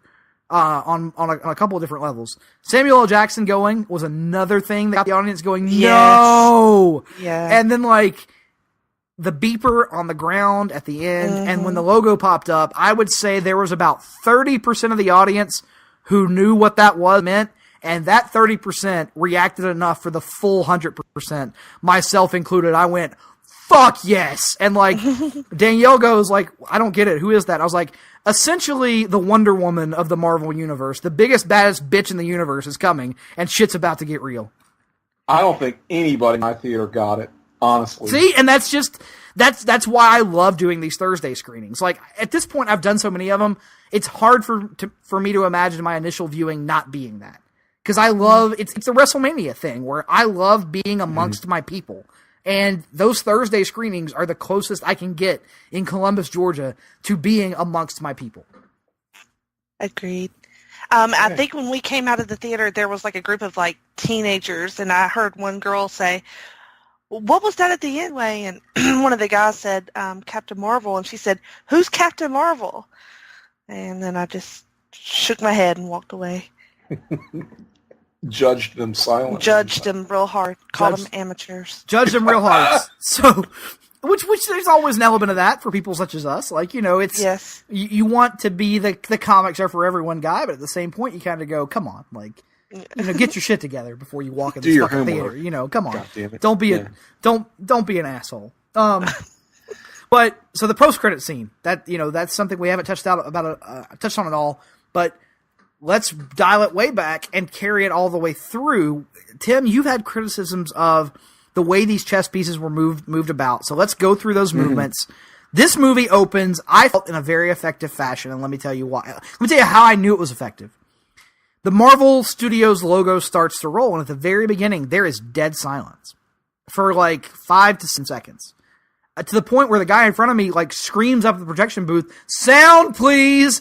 And we all just kind of went like, just wait. And then you start to hear those whispers of the Asgardian distress call, like sending out call for help. And I'm like, oh shit, they're not even ending where Ragnarok left off. They're literally like ending in the middle of this. Like they have carried it forward a little bit. And when it opens on death and destruction and just bodies everywhere, it is already, for me, what I want it to be. Because I want shit to get fucked up. And shit was fucked up from the first second of this movie.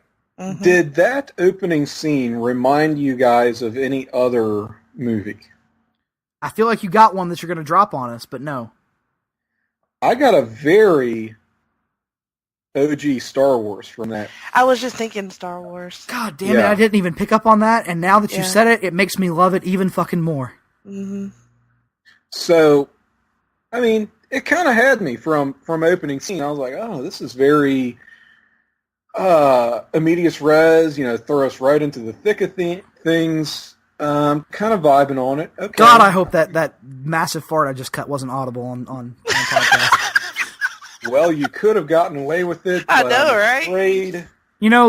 This is the kind of free-form, free-flowing discussion that we are lending ourselves to. When we don't have a Greg around to tell us what to do and when to do it. We can do whatever the fuck we want to do. If I want to talk about my fart, I'll talk about my fart.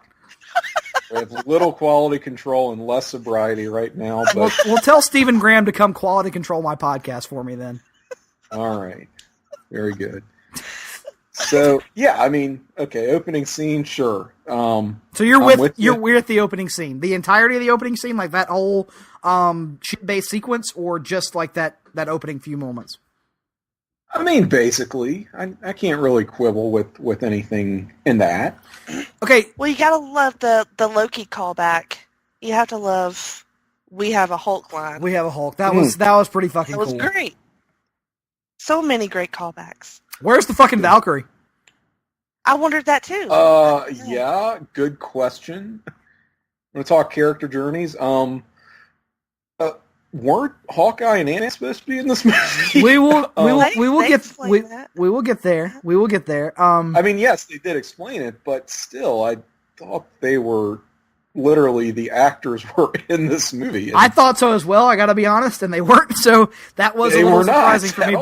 But the opening scene, I love pretty much everything about this opening scene. Like, as a Thor fan, acknowledging that, like, I think my attachment to some of these Thor characters, at least their cinematic interpretations, is not entirely earned through the movies. I am having honestly a hard time separating my love of these characters from the comics from the way they've been handled on the big screen. Like, probably part of the reason that the Warriors 3 death in Ragnarok hit me a lot harder, and it did not sit well with me in a way that it probably didn't bother a lot of people. Because, let's be honest, the Warriors 3 to this point had been non-factors leading up into Ragnarok. They had a decent role in the original Thor movie, to do in Thor: The Dark World. But the one character, or the two characters from the Thor mythos that they had pretty much gotten right to this point were Loki and Heimdall.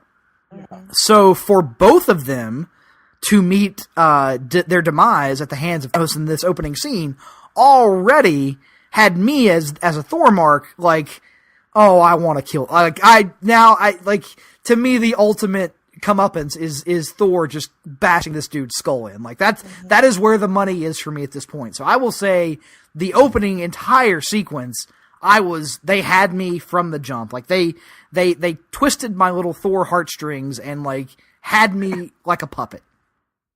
Okay. Especially the Loki thing. Like, how that was... Yes. Like, yes. We had all grown to really care about that character, and he had been the best written character, perhaps. You could make an argument he's been the best written character in the entire Marvel Cinematic Universe up to this point, and to have him be the guy who is Thanos' first real big casualty in the opening 7 minutes to the movie, I thought it started off the movie with a memorable event that was gonna leave an impact on the audience. Go ahead. I would cite that as an example of an effective death scene. The timing, like you said, it's the first 7 minutes of the movie. It's also very subdued, the way it plays out. I mean, Thanos just snaps his neck. I mean, it's very brutal, but it's not this big, bombastic death scene, you know? Right.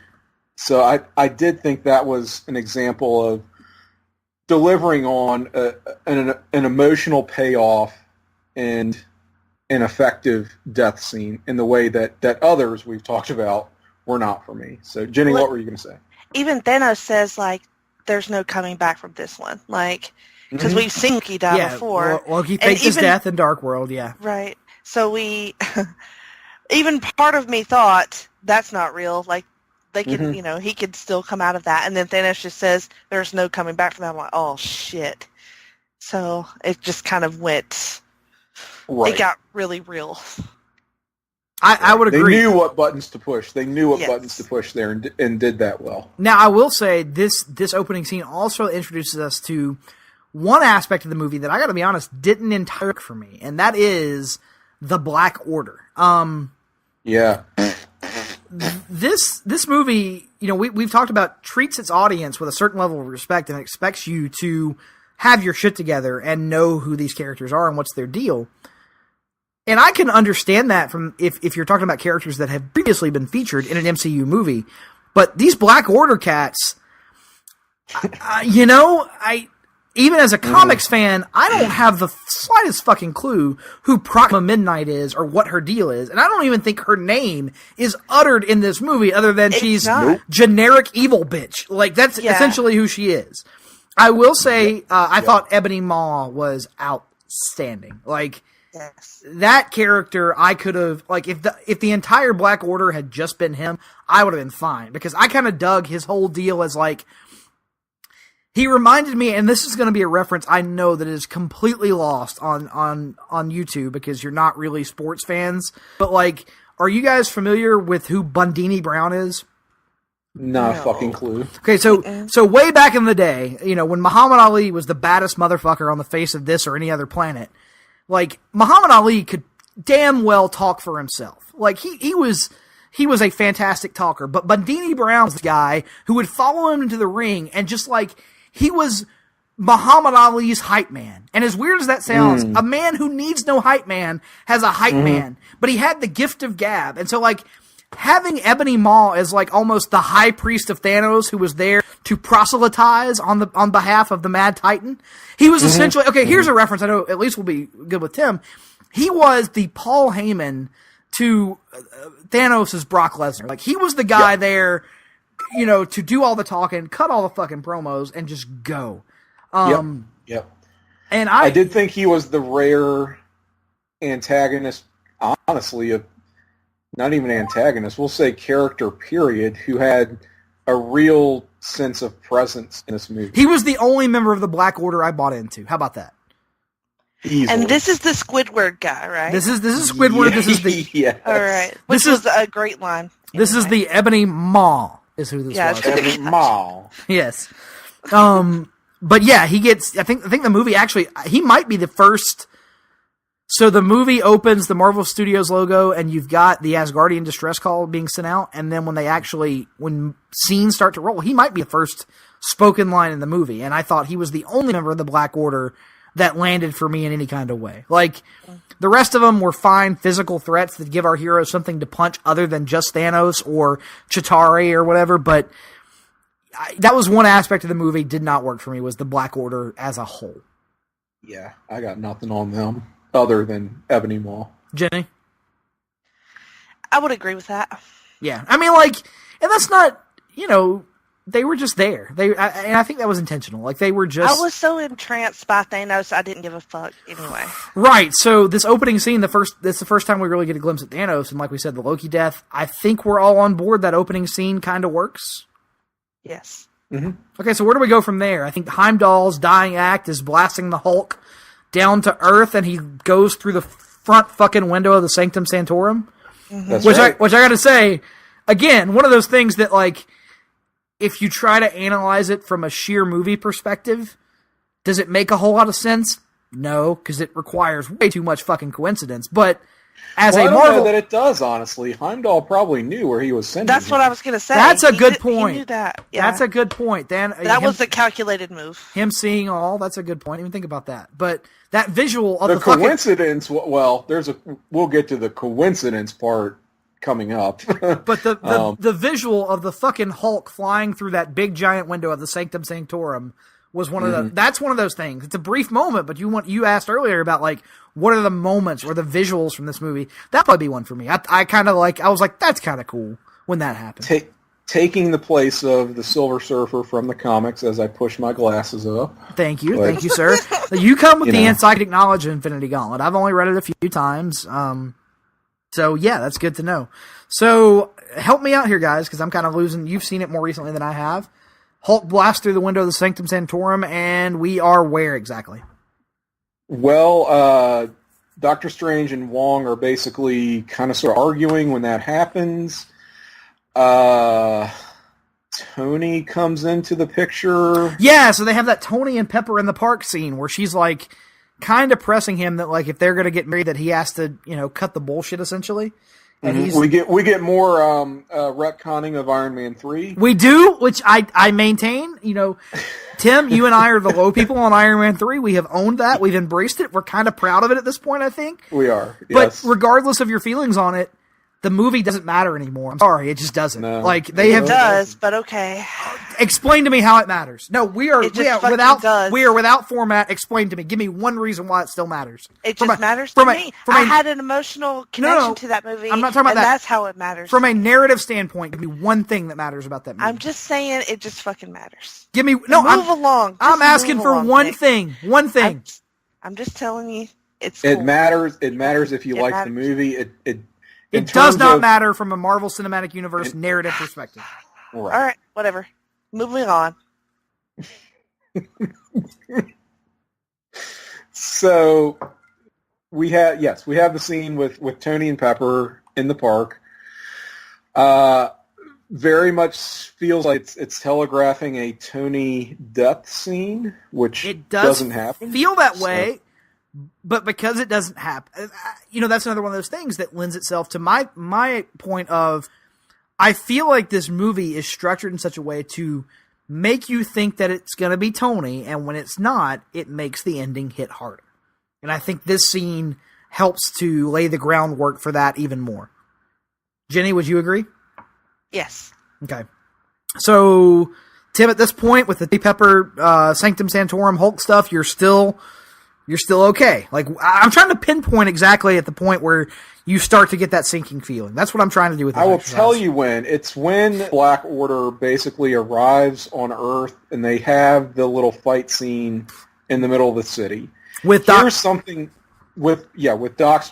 with Iron Man. And so the only thing of note that happens... And Peter. The only thing of note that happens before that is... Doc Strange shows up there in the park, grabs Tony. Tony gets the only, if you want to accuse any of this movie of being exposition, there's only 40 seconds of it where Wong is explaining to Tony the Infinity Stone stuff, and it's very brief. It's very, very brief. Quick, dirty Cliff's Notes in case you weren't following, but if you're not following, why the fuck are you here? And off we go. Mm-hmm. Tony hems and haws over calling Steve Rogers, which I thought was total fucking bullshit when he was just told the stakes of the situation. I disagree. One of those things that's happening because the movie needs it to happen. He can't just say, okay, fuck all this, let me call Steve. And see, I will disagree with that because, Tony to this point, or this version of Tony, and Tim, you know this, being more of a long-term Marvel Comics fan than I am, this version, the movie version of Tony specifically, is fueled almost entirely by ego. And I can buy why the RDJ version of Tony would not be willing to swallow his ego even in these circumstances. Because it is all that he still has of his former self. You know what I mean? That kind of still works for me. At that point, though, I would have expected Bruce or Doctor Strange or even Wong to just grab the phone from him and go, fuck you, we're calling him right now. If you won't, then this is ridiculous. get over yourself. Fuck you. Well, I feel We're like doing this. I feel like Tony was to make the call. He was, before yeah. the shit went down. He was, but the whole thing about him even hemming and hawing, I mean, I get it. I mean, yes, that is his character. It did put a kind of bad taste in my mouth, but we're not full on turning against the movie yet. This is just the sort of leaving me with a sense of, why are we doing this sort of thing? This doesn't feel, again, like a natural extension or progression of these characters and these personalities. Right. So where we are, even before we get to the fight, though, one thing I want to point out that I want to kind of talk about as we track this movie through its various movements, there are some interesting character-on-character dynamics that happen, some pairings that aren't necessarily expected. And I gotta say, for me personally, here, in this scene, we get the first glimpse of Tony and Stephen Strange interacting, and it's something I never put together until the movie actually started. Even though, judging by the trailers, we knew that those two characters were going to spend a lot of time together. There's something about seeing arguably the two biggest egos in the Marvel Universe butting up against each other that's kind of fascinating. And while I, again, am bigger on Doctor Strange, the film, and the character, and the performance than some people are, this was still really effective to me. I dug the whole Tony Steven antagonistic thing, because it never felt at any point like it was aping the Tony Cap dynamic in terms of, like with the Tony Cap dynamic, there's a shared mutual respect at a certain level, even if they fundamentally disagree. But here you got the impression these two fuckers really didn't like each other, and it made for some really entertaining scenes, in my opinion. Mm-hmm. And also, I think there's the difference between, like, the magical power of Doctor Strange and, like, the tech power of Tony. Right. They Tony just don't understand each other. Yeah, Tony cannot rationalize this away. Exactly. Mm-hmm. So we're all with it, and then, like, I guess the Black Order shows up in the big circular donut ship, I think they wind up calling it, or whatever. And that's when we get a cut to, I think, a school bus, and there Peter is with the first in MCU continuital mention of spider sense as the hair stand up on his arm. Because if you go back and watch Homecoming, spider sense is never a thing in that movie. Nope. You get Ned, you get Gonkei's only appearance in this entire movie as he taps him on the shoulder, and then, like, Spidey swings out of the thing, heads off. Well, hang on. That was my favorite line of the entire movie, to be honest. That was my biggest laugh line, was Peter tells that's Gonkei, create a distraction. He's already kind of ahead of you with the, holy shit, we're all going to die. Yeah, that was great. It was. I am, you guys know this, though. I like that this version of Peter is just, like, carrying me around by the hand. Like, they can do pretty much whatever they want, and I'm going to follow them wherever they want to go, because they have gotten so many things that I love about that. My preferred version of the character. They've gotten so much of it right that I'm pretty much going to go wherever they go. They can lead me around like a fucking lapdog at this point. So, yeah, I loved that opening scene. But anyway, for him anyway. So we're swinging off. He goes off to confront, who is it? Ebony Maw and the generic big guy that I don't even know the name of. Is that it? I don't either. I don't know what the fuck his name is, but some big bruiser. So let's see how the sausage is made right here, folks, as I tap into the Google machine. Thanos' Black Order. Yeah. Well, another aspect is that you're seeing how Bruce can't Hulk out, and like with no explanation. But it was funny to watch him try to Hulk out, and how he still was sort of part of the fight scene, even though he wasn't really. Yeah. So this is where I start. Cole Obsidian. Okay. Very good. All right. I'll go with that. This is where I start to turn. Okay, and explain why. Okay, this is something we have not talked about so far. Okay. The fight scenes, the action in this movie sucked. No! Straight up sucked. No! Worst action scenes of it. And this sounds like a very sort of, the action wasn't very, like, I will just say, worst action scenes of any movie in the Marvel Cinematic Universe to date. I think you're being a bit reactionary there, because name a Marvel movie with worse action than this. Iron Man 2. Nope. If you take clear, you could see what was happening. Hold on. Granted, a lot of it looked like video game cutscenes. Did you see the movie? Fine, but Did you see the movie in 2D or 3D?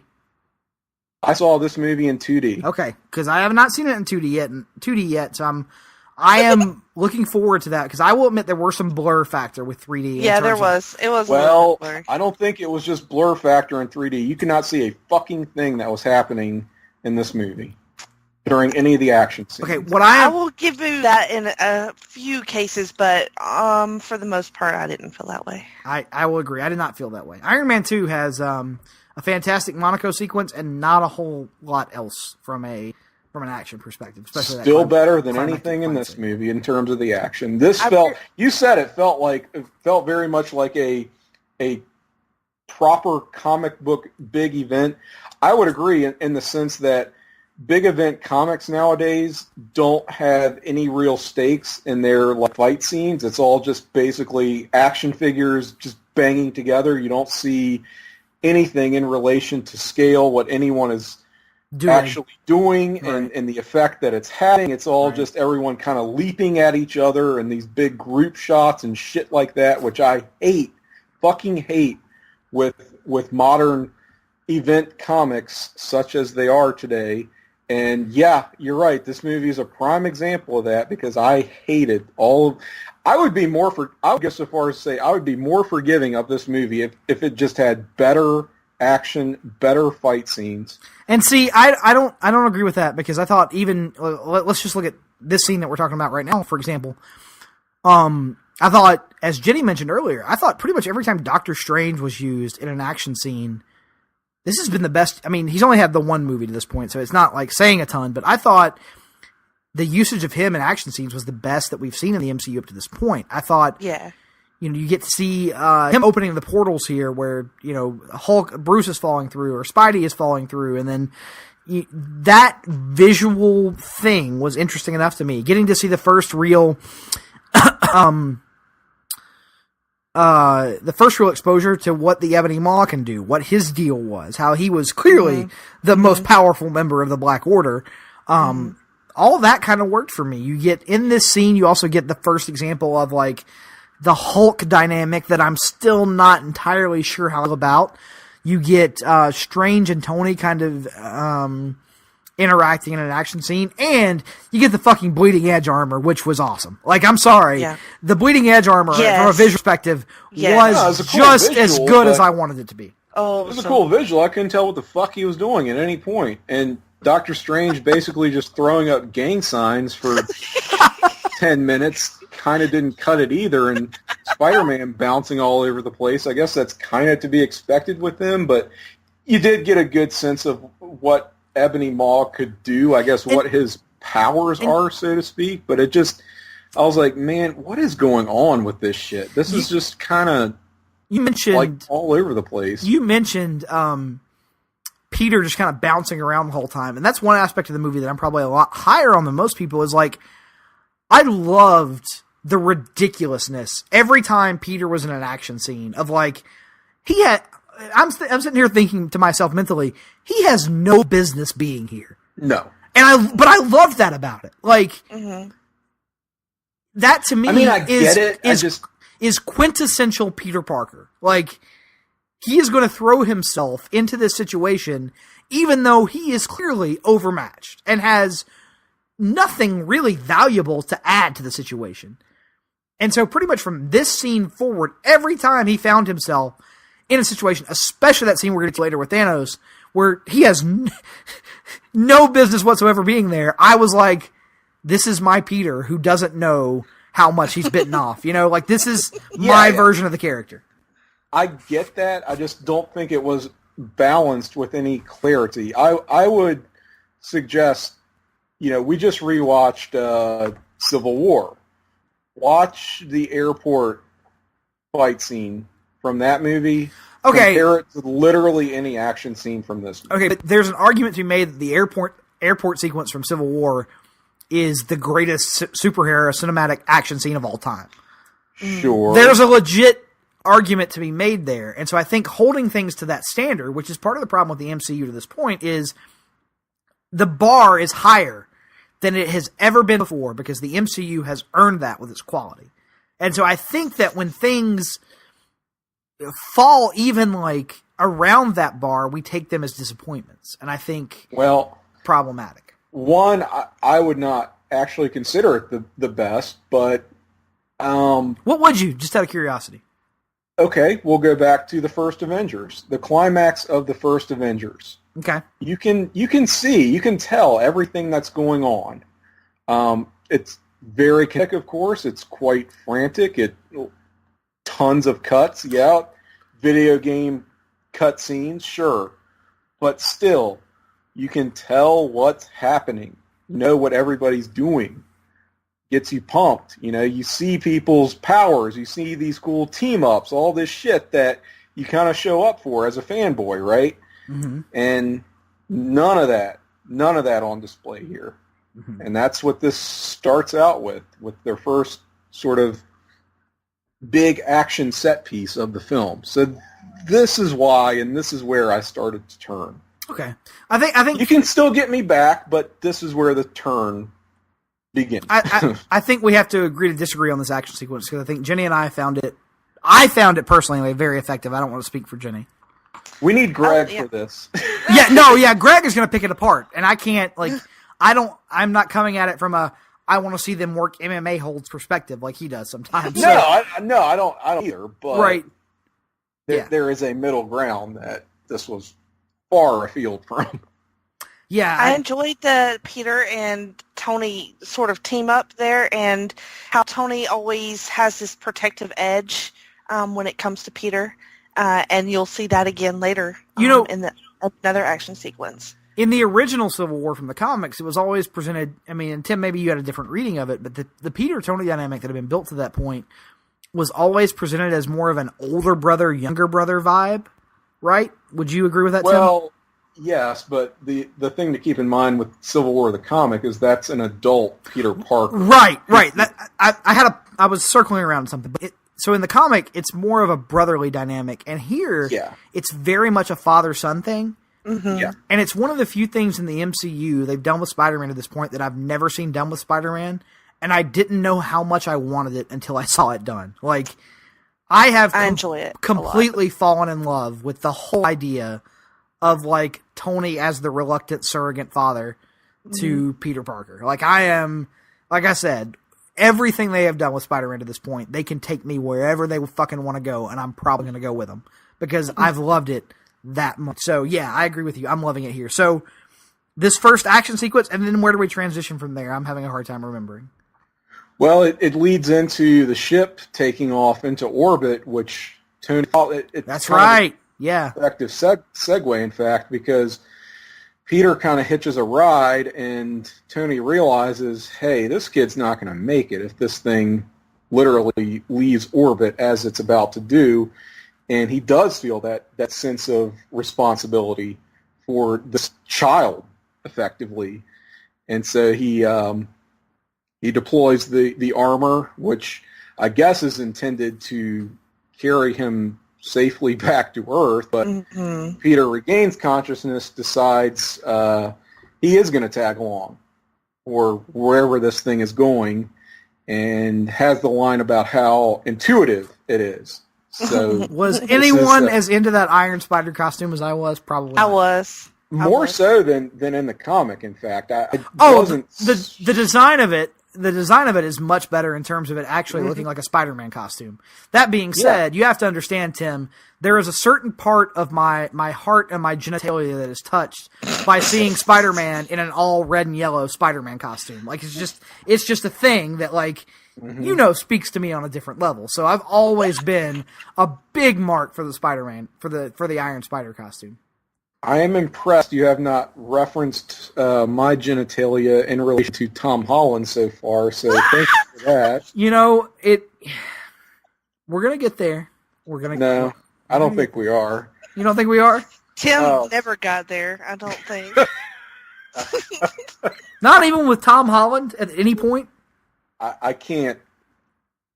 Again, that is largely a joke within the Place to Be Pop community. I'm 99.9% sure that Tom Holland is legal at this point. I am 100% sure of that. That said, Because you would know.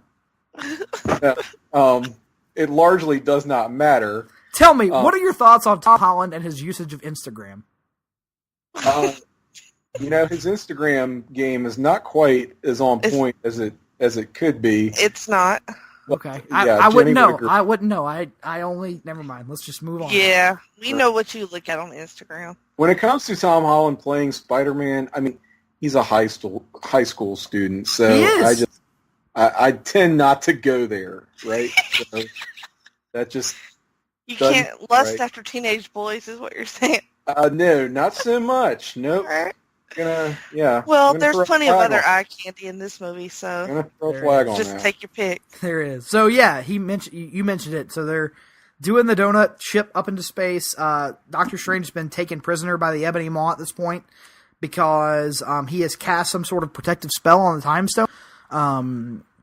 Ebony Maw cannot get the Eye of Agamotto, which is the Time Stone, out of Doctor Strange's possession, so he's forced to take him with him. Tony is giving chase. Peter is following behind. Iron Spider suit comes into play, which I mentioned earlier is one of my... You asked what the visual moments from this movie are. That's one of mine. And off we go. And so where do we move from there? I want to say it's back to either Thanos or it's back to the Guardians and Thor on their. Are we on the not... ship. Is it not Wanda and Vision? Ooh, it might Sure, be. let's go with that. Let's go Yeah, with it doesn't Wanda. matter, Let's you go with know. Wanda and Vision. Your thoughts on this sequence as we get to see Paul Bettany as Paul Bettany for the first time in the MCU to this point? That was cool. It was cool to see him look like a real boy. And cool to see they had finally gotten there. They had implied Yeah. the WandaVision thing, before, and this was the Right. first time we saw them go fully into it. And as someone who has always enjoyed the Steve Englehart Avengers stuff that kind of leaned into it, I kind of dug this, and I feel like, Tim, did this not get you back in any way? I thought maybe this would. Yeah, you kind of gave me a fan boner there bringing that up. I'm not going to lie. So, definitely invested in their relationship. No doubt. Like seeing Paul Bettany as a real boy as well. And I'm always, I have such contempt for John Byrne, the way he shat on this relationship during his Avengers tenure. So again, that fanboy instinct of just kind of reinforcing this couple and very much validating them was nice to see. Didn't really like how the Black Order got the jump on Vision, but Yeah, I do that was understand it. I do understand it. No, yeah, I could go with it because, like, I think why you could understand it. They kind of got him at his most vulnerable moment. Like, Wanda is his one and only weakness. The way I read that scene anyway. I don't know if I can really legitimately say this, but I don't know that this movie did enough to highlight just how powerful Wanda is until much later. Yes.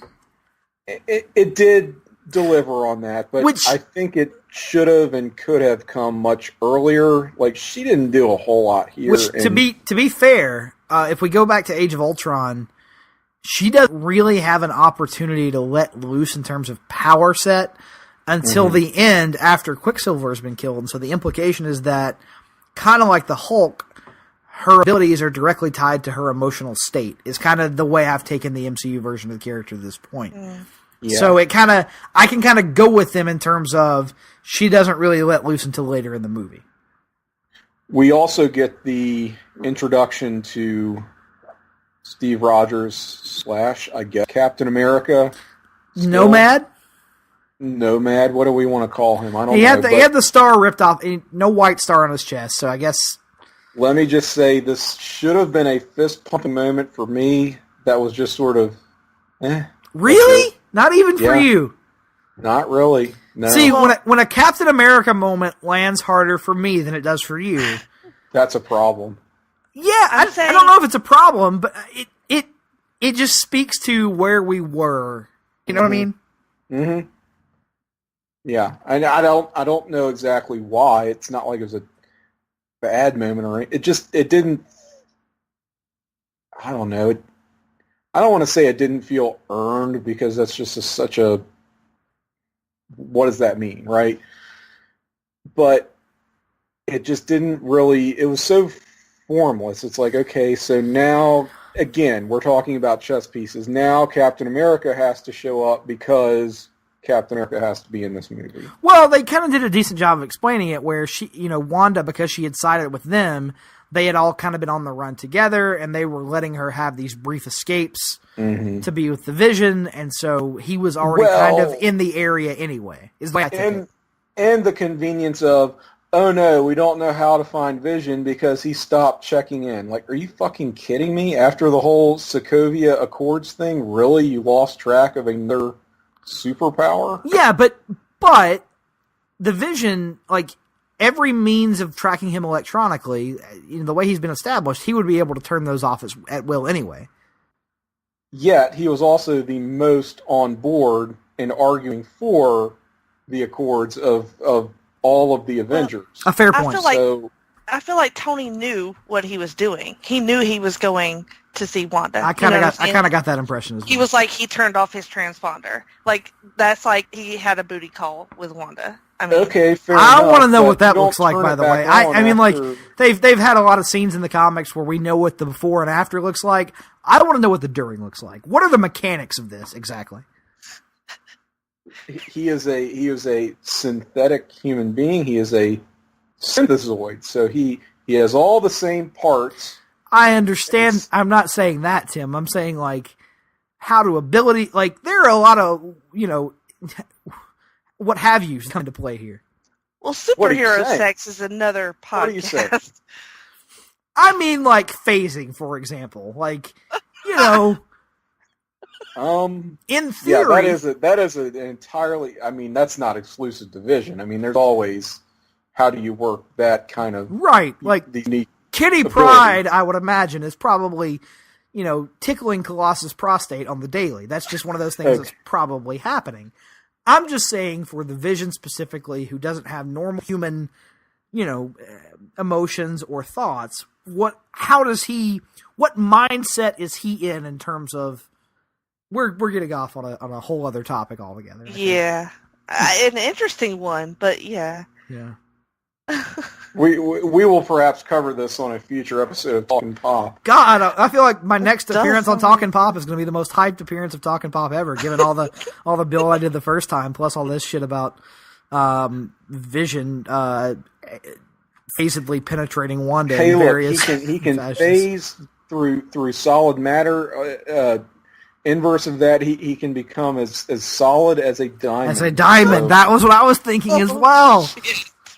That's kind of, yeah, anyway. So, this whole sequence with Vision, Wanda... Okay, I'm sorry. I guess my whole point was to say, yes, Tony may indulge him a quote-unquote booty call now and then, but for him to go offline for 2 weeks, and he's just sort of, the Avengers are done. It happens. What are you going to do? Was one of those, come on, movie. This is not... It's a minor quibble, admittedly, but these things start to add up. Mm.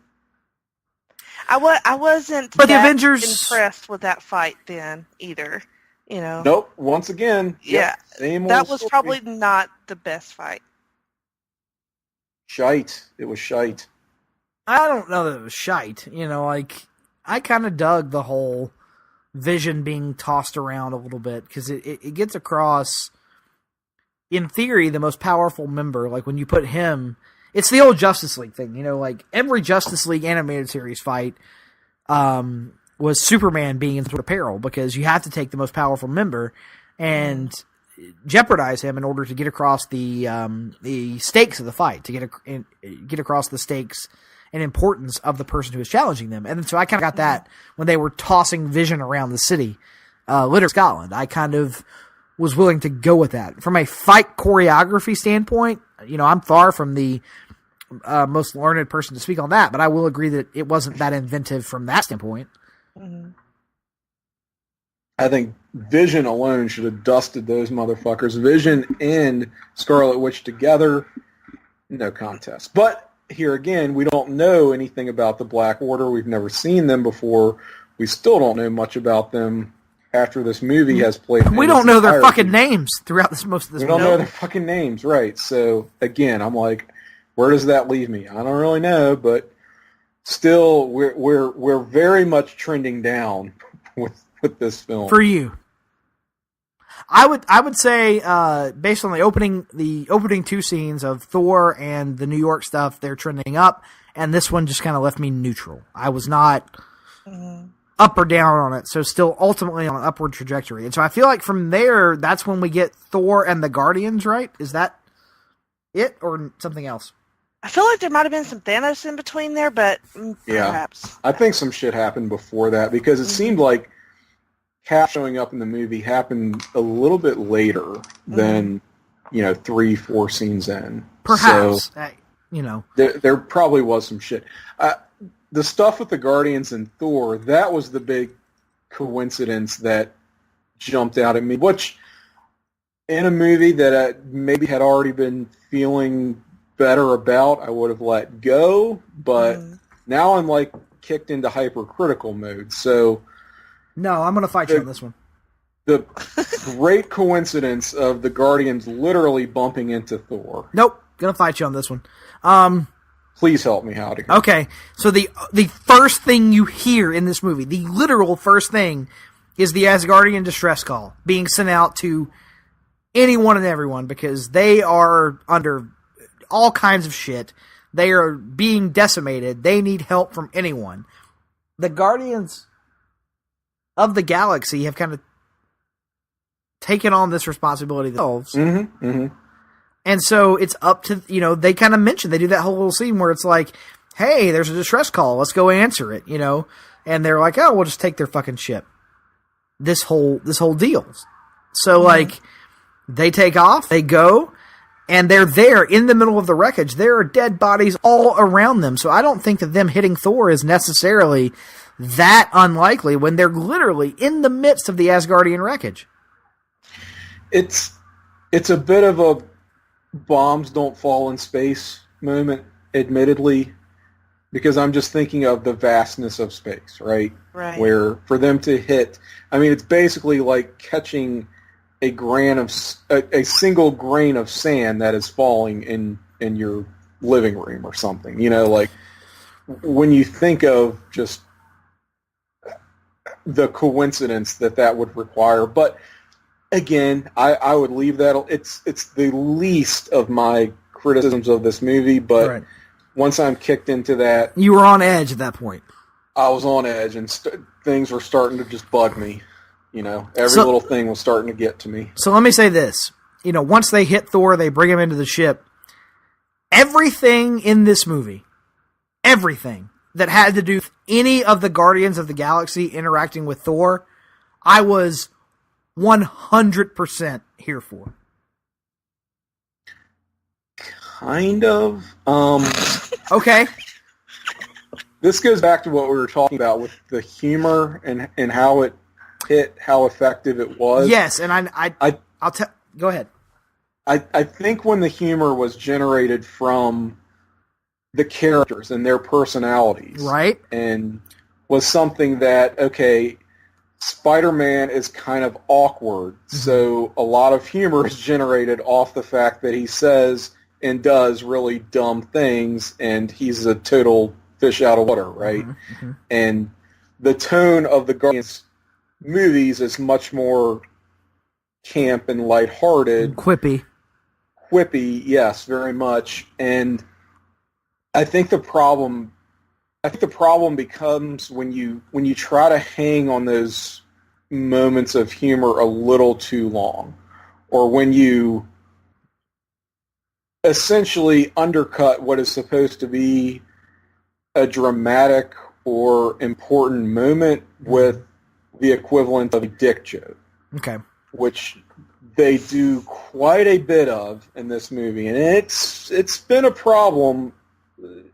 I won't say a problem. It's been an issue throughout many films in the Marvel Cinematic Universe to date, where they almost don't feel confident enough to let their, let's say, serious or dramatic scenes or moments speak for themselves. It's almost like they have to throw in a joke because they're afraid of showing too much emotional vulnerability or something. I don't know. I don't think that was really the case here, but there were times when it's like, why are you cutting your own legs out from under you? I agree with a lot of what you just said, and I think that's... Stick with me here. I think that's part of the reason why I loved all the Thor and Guardians stuff so much.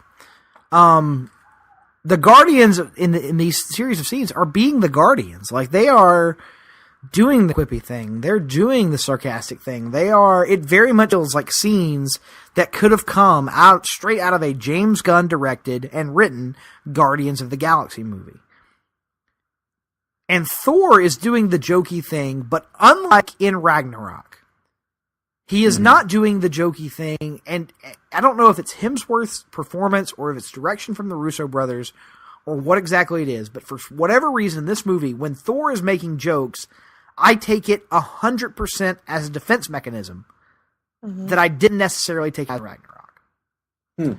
There is that scene where he is talking to Rocket, I think, a little bit later in the movie, and he says, he's kind of like smiling the entire time, says something to the effect of, oh, whatever, what more do I have to lose? Ha ha ha. And like Rocket walks away and you see like not even a tear, but like the sounds stupid, but the moisture in Hemsworth's eyes that he's getting across, like, and the moisture, never mind. Like, the moisture in my, whatever, but like. I'm doing this, I'm accusing these movies, so please, I'm sorry. No, like, very much, I got the impression in this movie that I didn't get in Ragnarok, that the humor is not just humor for the sake of humor. It is humor for the sake of showing you a character's defense mechanism because he is emotionally inequipped to handle what is happening around him. And I think that is why I loved everything that Thor did in this movie. I think the same holds true for Star-Lord, too, because a lot of what he says and his delivery is just... He was... Go ahead, sorry. No, it's fine. It's just a lot of his jokes are not in-your-face jokes. They're just like little asides or like under-the-breath things or like even just the look on his face. A lot of that is just insecurity and him trying to play things off. The whole scene of like him reacting to how attractive Thor is one of my favorite things in this movie. Like him being instantly threatened by just the very glimpse of a passed out Thor on their table and him trying to like keep him away from Gamora and all this stuff. Like, I love that because it was 100% Star-Lord based on the character that we've seen to this point in these movies. And he escalates it in the scene to where he does the Thor impression to Thor's face, and it's fucking hilarious. God, it was so good. Like, it was good. But yeah, that's an example, I think, of humor that doesn't feel forced or inauthentic. Right. That's an example of humor that feels in step with the characters, in step with the tone of what you would expect from a scene that is primarily focused on the Guardians of the Galaxy, and even, at this point, unfortunately, a scene focused on Thor based on the precedent of Ragnarok. So, like, all of this humor, like I said earlier, during any stretch of the movie that involves the Guardians of the Galaxy, I am 100% with. So this is another scene in the movie, another sequence in the movie, that was taking me where they wanted to take me. Tim, I don't think that was the same for you. No, I didn't have severe problems with this. In fact, I would agree that particularly the scene between Thor and Rocket works because they do toy with your expectations. The humor in that comes from Rocket is actually being very sincere. Yes, he is. And whatever his version of that looks like, yeah. Whatever his version. But I think what's important about that is you can sort of feel the growth that took place with that character, especially in Guardians 2. Yes. So kind of going back to your earlier point, Jenny, about how this film really throws you into the thick of it and expects that you have done your homework and you're already caught up and you know where all these characters are, or at least where they're supposed to be in terms of their development and maturation, and I thought that the usage of Rocket here, almost to my chagrin a little bit, came off quite well. And a lot of the humor from that really stemmed from, this is not what you would expect to see. Right. And it's, again, Thor sort of putting on this defense mechanism in a way, and Rocket kind of calling him on a lot of his shit. And of course, he's a CGI raccoon, so it's just...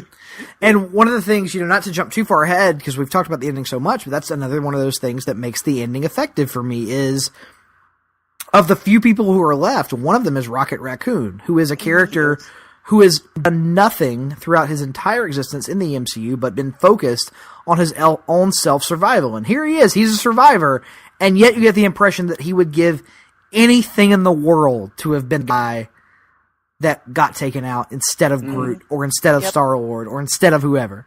So it's like, you got what you wanted all along, but you never wanted it in the first place. Yeah.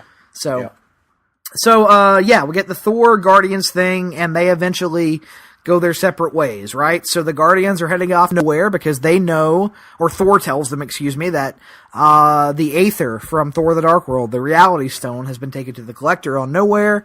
They've been there before. They know what's going on there. They're headed off that way. Thor is, in Nick Duke fanboy fashion, headed off to Nidavellir to forge a new weapon in the heart of a dying star. In the middle of Infinity War, we're going to fucking Nidavellir with the dwarves and the forge, and we're gonna make a new and badass weapon. So I was all for anything that was going to involve Thor and Groot and Rocket at this point, because I was like, they're going to one of the 9 realms that we haven't seen. So I was fully with them at this point. No, I'm not going to have it. I'm not going to have it. All right, let me say this. I started to say, again, take it back to Thor Ragnarok. Why is Thor doing this? He discovered the power was within him the whole time. He doesn't need the hammer to focus it. Thor Ragnarok is the Iron Man 3 of the Thor movies. No, hang on. They did a good job of addressing this, actually. I'll give it credit for that. So I'm not totally blind in my bias here. Is, again, going back to these exchanges with Thor and Rocket, where Rocket is calling him out, being like, this better be a damn good fucking weapon, this hammer you're so dead set acquiring. And it's kind of like Thor, because he has lost so much, trying to get at least something back, finding some comfort and familiarity. Yeah, right? Exactly what I was going to say. Some sense of familiarity. Yep. I get it. Right? Okay. You've addressed that problem, that question that I had.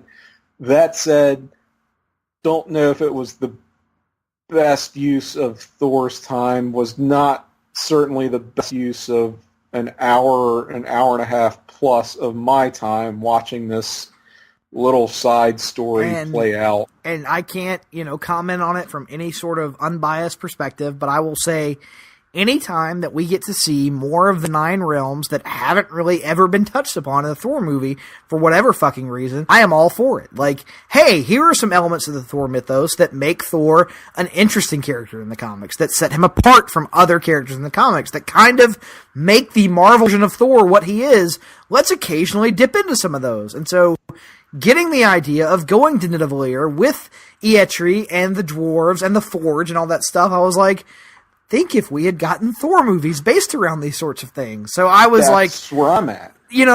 Why? So I guess was it's so frustrating that I haven't gotten this before, and now you're giving me the smallest taste of it, and you've starved me for it to this point that I ate it up like a fucking rabid dog, I guess.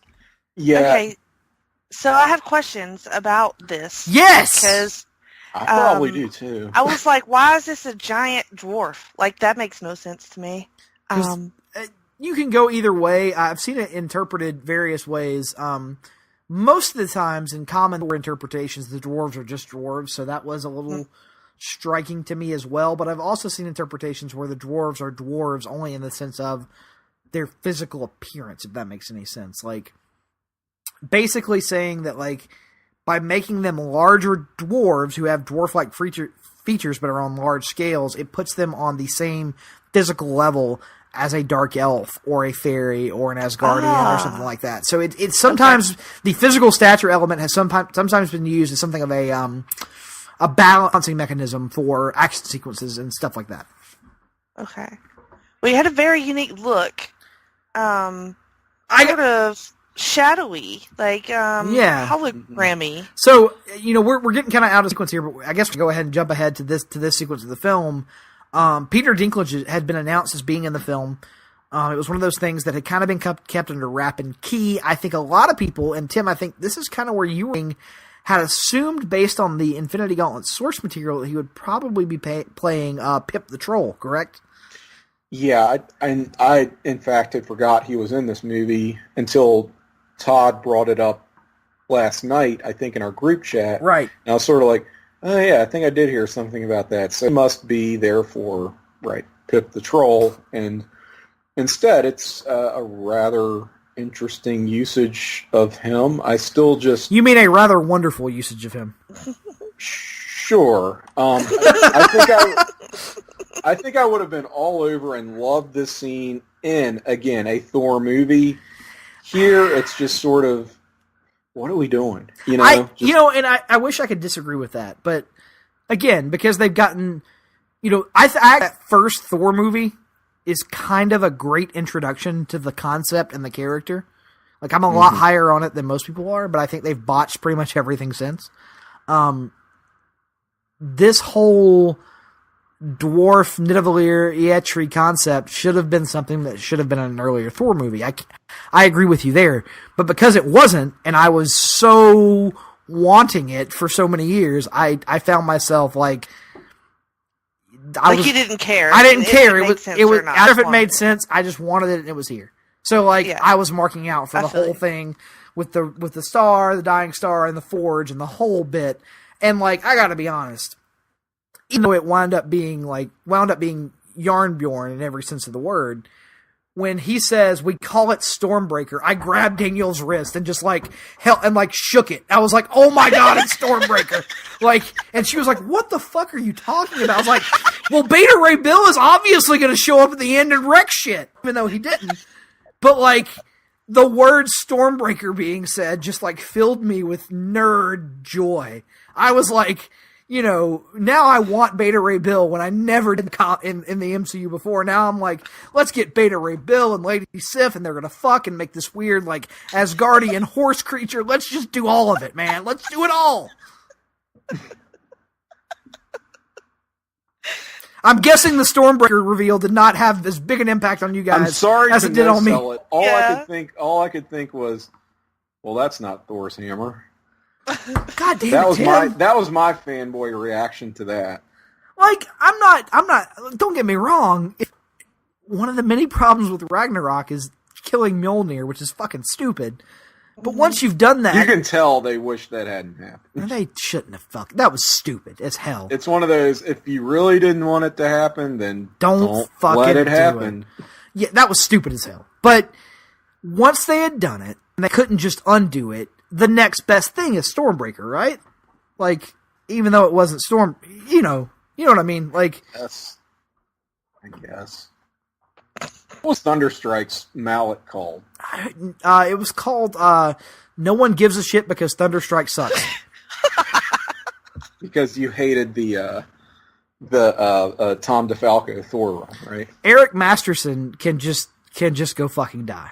Somewhere in take him. Sorry, I'm plucking your Thor fanboy nerve here. Take him to wherever Capwolf exists, and just they both go into the sun, never to be heard of ever again.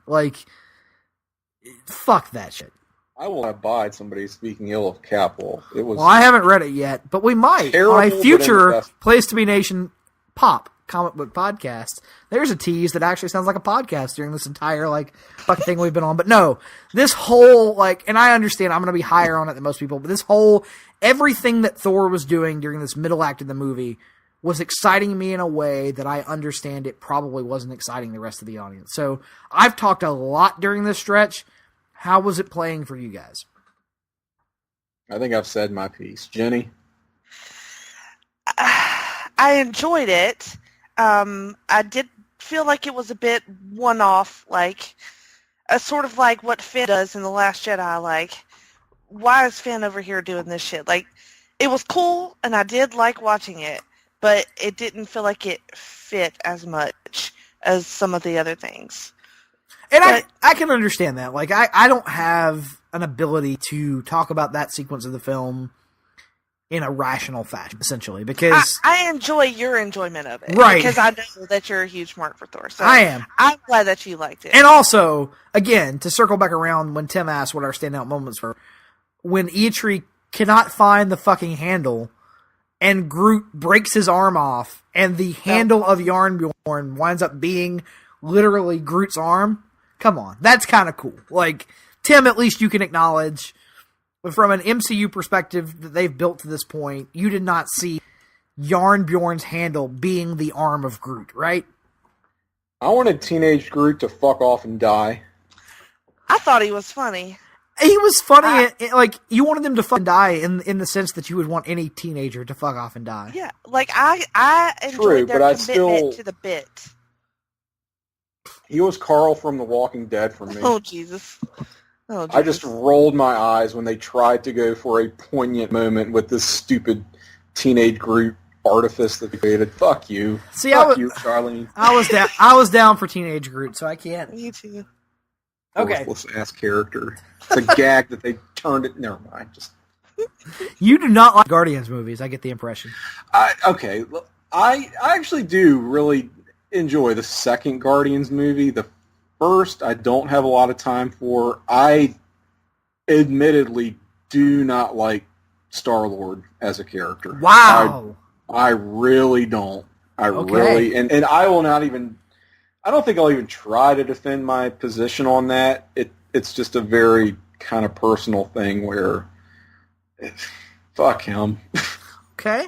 Well, that's actually a great segue. So, because we talked about, like, the Guardians kind of split from Thor and Rocket and Groot, and off Thor and Rocket and Groot go to Nidavellir. But the other Guardians head off to nowhere, which is a location that we've actually been before in the MCU. And so that was one thing I thought was kind of cool is we were showing a willing to go places we had been before to revisit these locations because we had a reason to go back there. And so I don't know that this is necessarily what chronologically happened next in the film, but let's go ahead and address the Nowhere sequence where we get to see, for the first time since Guardians 1, Benicio del Toro's Collector return. And I gotta say, this is another part of the film where I'm Tim, you're already on edge at this point, but getting to see Benicio del Toro as that very eccentric version of the character kind of sold this whole scene, honestly. Mm-hmm. It's also little of him, though. But it was perfect, really though. Not doing anything other than cowering in fear. He does have the moment of rooting for what do you want him to Gamora. do? I don't know. Like, does he even really need to be in this movie? If you're not gonna, he had the Aether. Like, we know that. So, well, the Xandar had Power Stone, and we sure as fuck didn't see them. So, good point.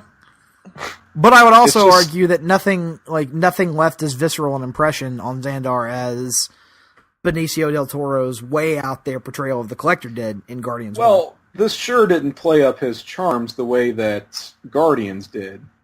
I didn't feel like and actually with the brief screen time he's given, you mentioned him cheering on Gamora. That kind of got into that quirk. Like, I saw the quirk there. I kind of laughed. Right. Like, I was with them during this part. And the scene is for Thanos and Gamora. I mean, he's just well. The scene he's a side. He's window dressing. The scene is for Thanos, Gamora, and the scene is also for to show that the Reality Stone or the Aether is more than just swirling red energy like we saw in the Dark World, because we get to see for the first time what it's actually capable of doing, because they are being shown a version of Nowhere that no longer exists. And so it's kind of cool when you get that reveal. And it was super dastardly and horrific thing for Thanos to do, which I loved. Like, he just sold his whole death and everything, and just totally fucking tricked them. And I mean, it worked. It totally worked.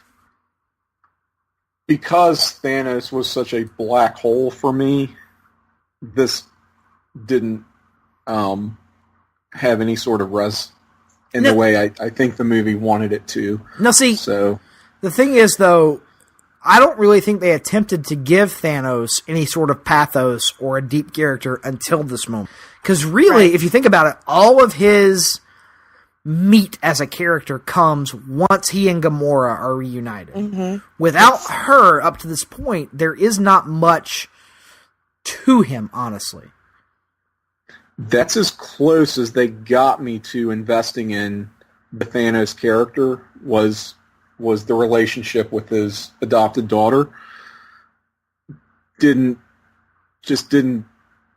bring it all the way for me. Okay, so we get this scene here on Nowhere where it's revealed that he already has the Reality Stone. So at this point, he's got power and reality. He's got three of the stones because he's also acquired space from the Tesseract from Loki during the opening scene of the movie. So 3 out of 6 are down, and we are rolling into the next sequence of the movie, which is what exactly?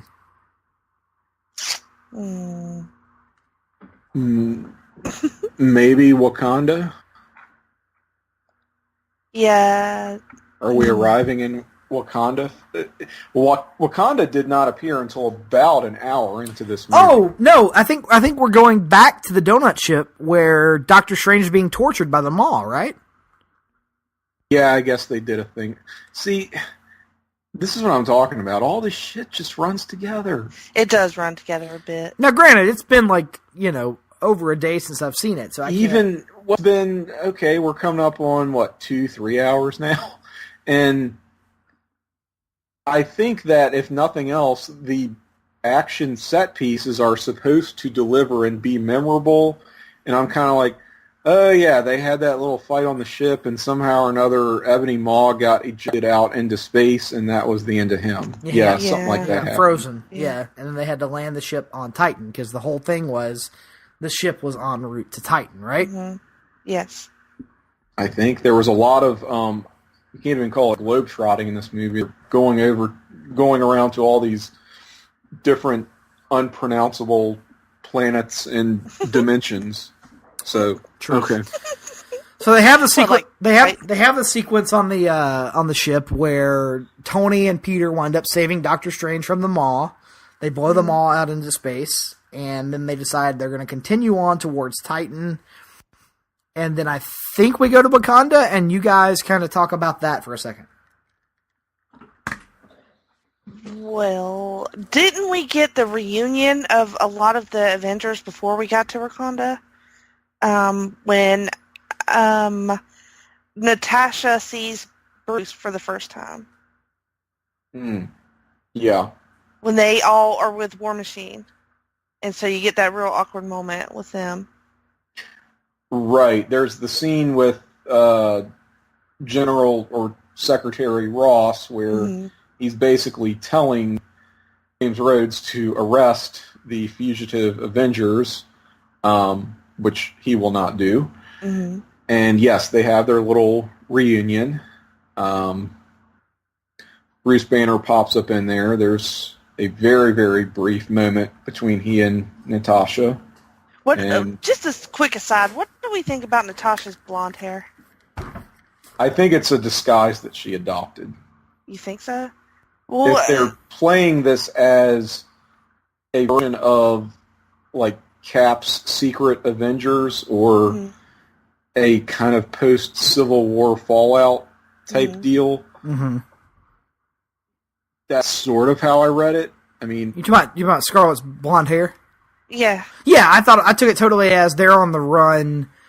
She's trying to do what she can to shake her appearance, to change up her appearance. Oh, okay. All right. Personal opinions, do you like her as a blonde or a redhead? Oh, I mean, come on. Redhead. For all... Redhead. Okay. All right. For eternity, but that's...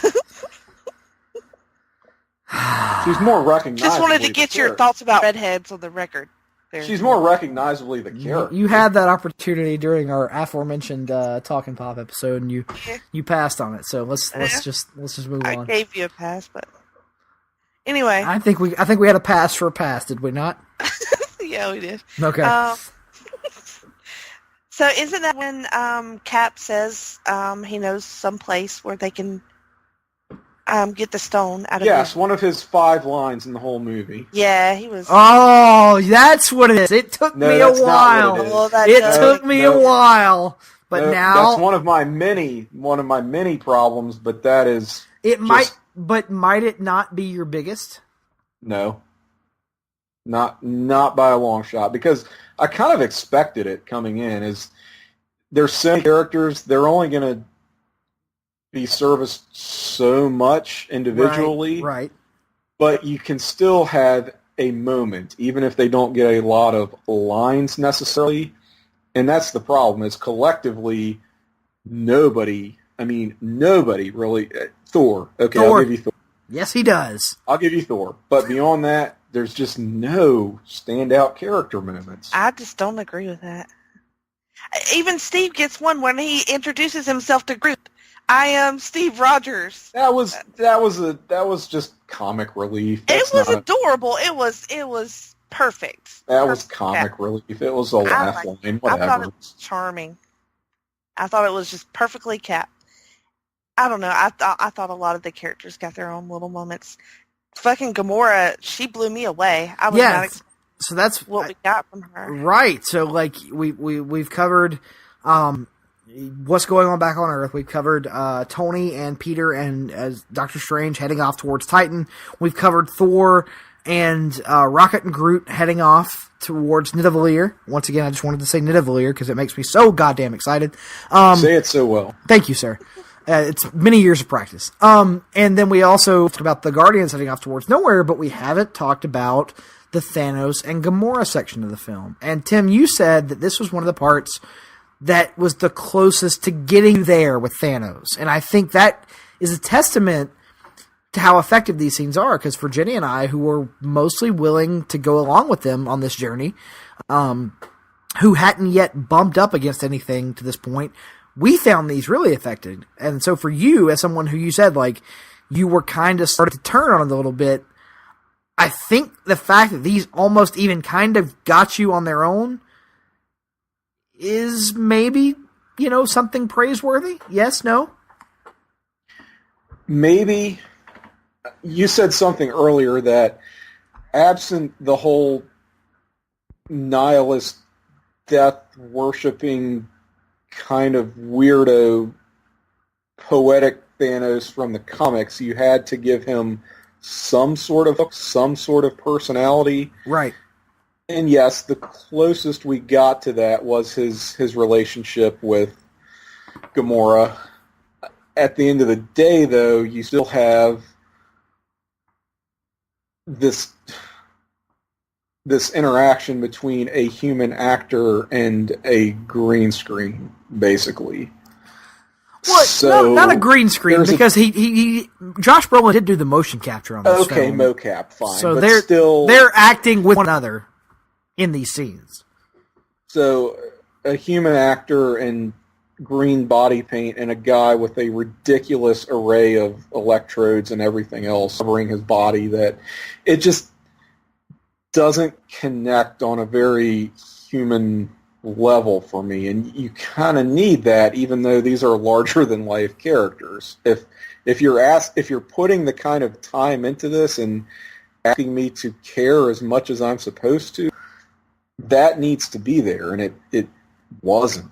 Well, to me, it makes it more impressive. Like, knowing what I know about how they shoot these films and then feeling the way I felt, it was more impressive that they got that out of me, because I know it must have been that harder for them to get there, too. And, not to dump too much on your line of thinking, but, like, that kind of logic where you need, like you say, it's hard for us to get emotion out of a person in body paint and somebody with electrodes on their face. That's the kind of logic that led to us with a Green Lantern movie that primarily focused on Earth, because people thought that nobody would find the human connection in it. Like, I kind of dig these moments in the Guardians movies or in this movie where they acknowledge the fact that not everything has to be tied back to a human being. Like, this is a universe that is out there and fantastical. And so I thought these Thanos and Gamora sequences were wildly effective from my standpoint anyway, especially, as Jenny referenced earlier, once they introduced Nebula into the entire conflict. Yeah, I mean, I did care a little bit more about Nebula's stake in this story. Now, let me ask you, do you think that's due to your investment in Nebula's role in the original Infinity Gauntlet story from the comics, or Nebula? No, because this is a very different version of Right, I guess my point was, you've mentioned how you're not a huge fan of the Guardians movies, and undoubtedly they have gone out of their way more in the Guardians movies at this point to try and make you feel something for Gamora more so than they have for Nebula. So it's interesting to me that Nebula is the more effective emotional character point for you here. Because Nebula and Gamora had very, very strong and positive interactions in Guardians 2, if you'll recall. Right, I do, yeah. Where they're talking about their childhood, and you realize kind of why Nebula is the way she is. Not that you pity her, but you're sort of like, yeah, I can see how that is pretty fucked up, and how she would have this kind of inner craw towards her sister, and just the shitty treatment that she got growing up.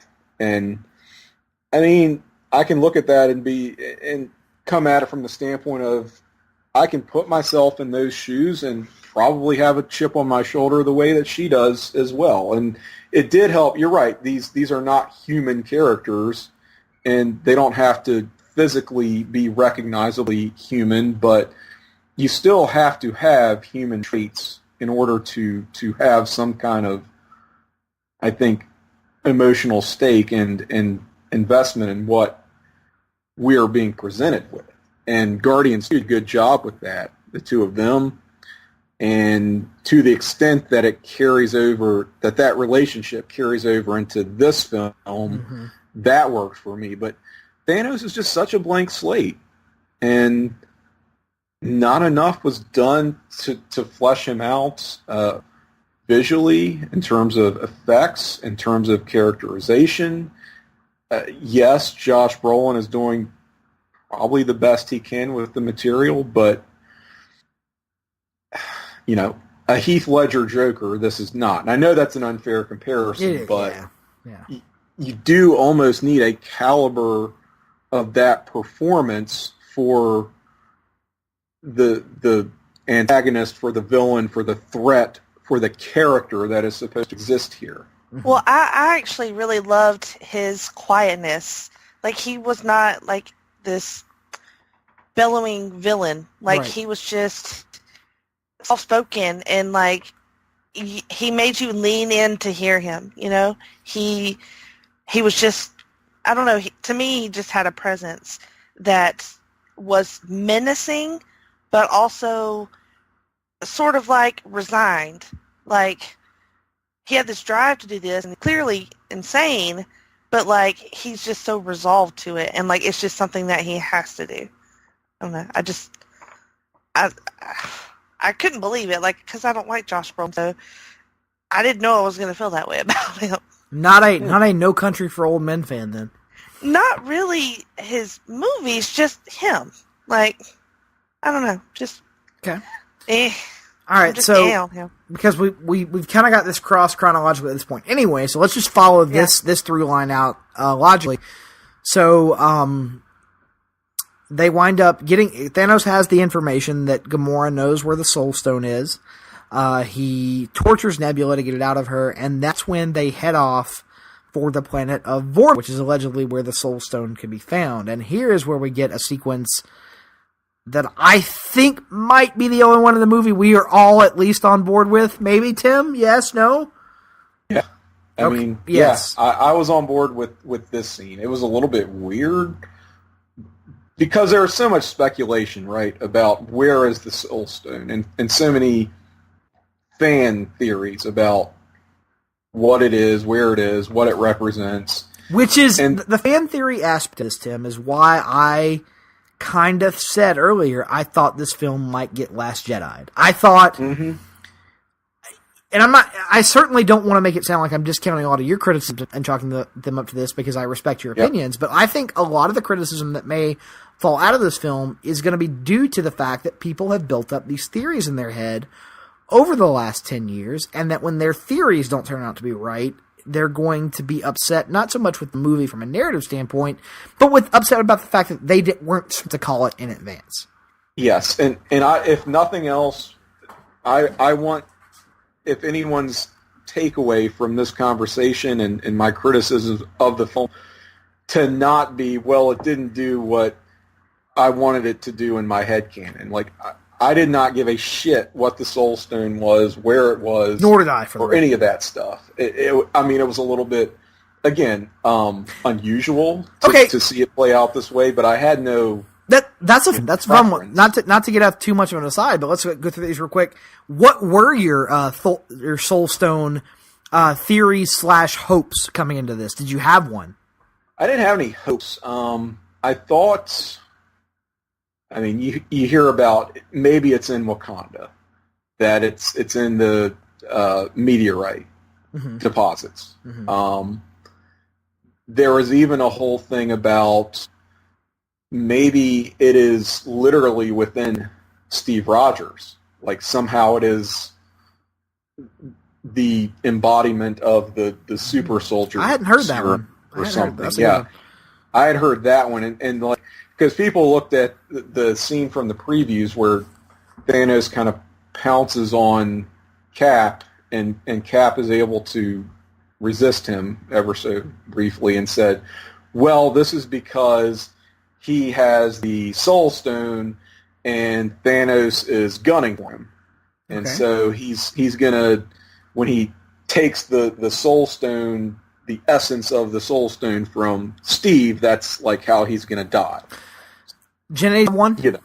No, I had none. None? But, I mean, these were just theories I had heard, seemed somewhat plausible, but I was just sort of like, I don't know. I mean, not a lot to go on with this. So predictably, my personal, I won't say it was my theory, it was my fanboyish hope, was to tie it back to Asgard. I know that's predictably somehow, but like the color of yellow had always been associated with Heimdall throughout the Thor movie. That was the other one. Heimdall. I thought that like his ability to see everyone at all times could easily, he could see souls as opposed to people. I thought was the direction they might go with it. And I wondered if perhaps his sword or he himself might not be the possessor of the Soul Stone. So that was kind of what I was hoping for.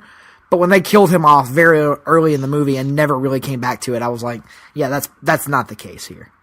Well, have you heard the whole thing about how the sword of the Soul Stones supposedly was going to spell out Thanos? Yeah, I had heard that, and that didn't wind up being the case at all. Like, no. Yeah, so like didn't roll together. E was Tesseract. Tesseract. H was... Well... Nothing. A was Aether. Heimdall, possibly. There you go. A was Aether. N was... Necklace for the time there stone. You go. O was... Orb. The orb from Guardians of the Galaxy. Yes. And S was... Staff. So yes. Staff. That's a good one. People really seized on that thing. So it was like, the only one that's unaccounted for is H. So that's got to be Heimdall. The Soul Stone. So that's Heimdall. Or it's Heart. You remember the herb? Yes. The from the heart-shaped herb. Yep. The heart-shaped herbs. So anyway, these are the things we do to ourselves when we have way too much time on our hands, and we, again, it's that particular aspect of it's kind of Last Jedi, and that, like, I feel like some of the criticisms are due to the fact that people were butthurt because they weren't right. Sorry. Okay, so anyway, he does get the soul. Was there any sort of H in this equation of how he? Let's think about it. How he acquires the Soul Stone? It's not them of the realm, or a character. Vormir, It's not. You have to really. It doesn't immediately spring to mind. So I think we have to kind of put that Hydra. Johann Schmidt, Hydra, maybe, if you want to make that very tangential connection. Gosh, maybe. Like, wow. That's a stretch if you're trying really hard to make the Thanos thing headcanon, which I'm not. I was never must. Yeah. So that's one of the. So we're here to get the Soul Stone on Vormir, and it gives us perhaps, I would argue, the most unexpected appearance of the movie. Mm-hmm. Red Skull, for sure. Jenny, I did mark out. Your reaction? It took me a minute. I looked over at John, like, is that Red Skull? And he's like, yeah. I'm like, well, fuck. And then, because the first Avengers is not my favorite Marvel movie, and honestly, I don't remember that much about it. So I was like, what? And then I remembered the Tesseract and all that shit. So I was like, okay, that makes more sense. It's kind of the one callback they needed to do, because that was a bit of a loose end. We had all been waiting on it, like, to the point where I thought for sure, like, coming into Winter Soldier, I was like, Robert Redford's going to be the Red Skull. Like, I was on that bandwagon from the jump. And then when he wasn't, I was pleasantly surprised, because it managed to subvert my comic book expectations by just having him be a dude. But I also was sitting there going, he's coming back at some point. And I kind of like the idea that he's still out there to torment, at some point, whoever the next version of Captain America is going to be. Mm-hmm. And he and Thanos have this very civilized conversation that they almost feel like equals in a way. So, it's not like Thanos snuffs him out of existence after he acquires the soul gem soul stone that he's after. So yeah, I guess he's still out there. You're right. We should talk about, like, there's the Red Skull. That's great. I think we were all hyped for it. But Thanos' actual acquisition of the Soul Stone, I would argue, is a very effective emotional moment in the movie. Oh yeah. Tim, yes, no? Yes, with the caveat that I think it does a bit of a disservice to Gamora. In what regard? I don't like seeing her go out that way. And I know that's probably how I should feel, but at the time... That's kind of where I was going with it. At the same time, it's just a shitty way to pump up a character that it's never going to happen for him. By this point, I'm kind of checked out on the movie, I'll admit. Like, man, this is only like halfway through, like, roughly. You're not going to, this Thanos thing, you're not going to pull it off. So anything they're doing at this point, I'm kind of just, nope, the whole way with Thanos as a character. Did you feel like it was like a fridging situation? A little bit, yeah. A little bit. Yeah, I didn't necessarily take fridging out of it, because they had mentioned and even shown you in the first Guardians that she had a connection to Thanos, that this was going to hit her hard. It wasn't exclusively a means of furthering Star-Lord. Like, it made a level of sense. When they set up the, these movies, they're all ridiculous, but they have to operate by their own self-imposed set of rules. And so once they put in place the self-imposed rule of the Soul Stone requires some sort of sacrifice of whatever it is that you love, I felt like they kind of sort of had at least hinted around at the idea that Thanos had an affinity for Gamora. That he was, I think they even say that at one point in Guardians of the Galaxy, that she's the most favored daughter of Thanos. Yes. In fairness, he would not, based on the construct here that and the rules around the acquisition of the Soul Stone that they created, he would not have been able to pull that off if he did not, in fact, care for Gamora. Exactly. If she was irrelevant to him, then this wouldn't have worked, right? He would have thrown her into the pit to her death, and it's like, well, you didn't care about her anyway, so you can't have this. And it does seem to take a big toll on him. And she is very much of that mindset. Like, she is convinced that he doesn't care, and like she's celebrating in that moment. Like, she's laughing, and she's like, you can't, you're never going to get what you want. And then I think part of it is they try to turn that so that you as the audience realize in that moment he's not entirely just without compassion. He does feel things. He is kind of, at least in some way, and he does feel that sacrifice that he has to offer. But where the logic sort of breaks down for me is, okay, if Thanos achieves his goal here and gains ultimate power, can he not just reverse this and get her back? I mean, well, they mentioned that he would have to reverse everything, right? They mentioned that not necessarily. They do say, I think Red Skull says directly, the Soul Stone has a certain wisdom about it. The implication to me being, it kind of has to allow the user to use it, and so would he necessarily be allowed to just bring Gamora back if that was the sacrifice required to give it to him in the first place? Mm-hmm. I feel like, why not, if he's in charge of all of existence at that point? Well, it's that thing also omnipotent. Where the implication is that the Soul Stone is kind of the king bitch of all. Has an intelligence, right? To it, yeah. I mean, but that's the thing. These are the kind of questions movies like this bring up when you start to get away from the human element and get more into these sort of metaphysical questions that don't get explored to the extent they probably should. So at this point, he has the Soul Stone. Thor has built Yarnbjorn / Stormbreaker. Cap and his team are in Wakanda. Tony and the Guardians both, or at least let's say this, Tony and Doc Strange and Peter Parker are on Titan. Thanos returns to Titan with the Soul Stone. And I think at this point is when we get the Guardians popping over to Titan, and our first interaction between Star-Lord and Tony Stark, which I kind of loved. Tim was even this. You are not a fan of the character of Star-Lord. Please elaborate. I should have taken a bathroom break during this scene. What? It's two assholes talking at each other. Yes. Okay, is that not every Doctor Strange and Tony scene as well? Yeah, and I didn't like those either. Oh my god! Sure, they're funny. What do you want? Like Superman bumping up against every charismatic character?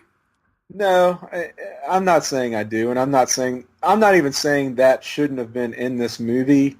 It's just that's one of those things I knew was going to annoy me, but once my tolerance level has eroded to this point already, it's sort of an extra kick in the nuts.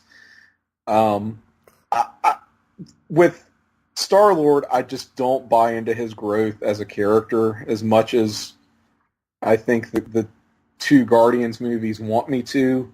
I think he's just still kind of an immature idiot, frat boy, douchebag, just waste my time. Don't need to see him on screen. And I'm not a huge fan of Chris Pratt just as an actor. Jesus Christ, man. I can't help it. That's like me saying I don't like The Rock.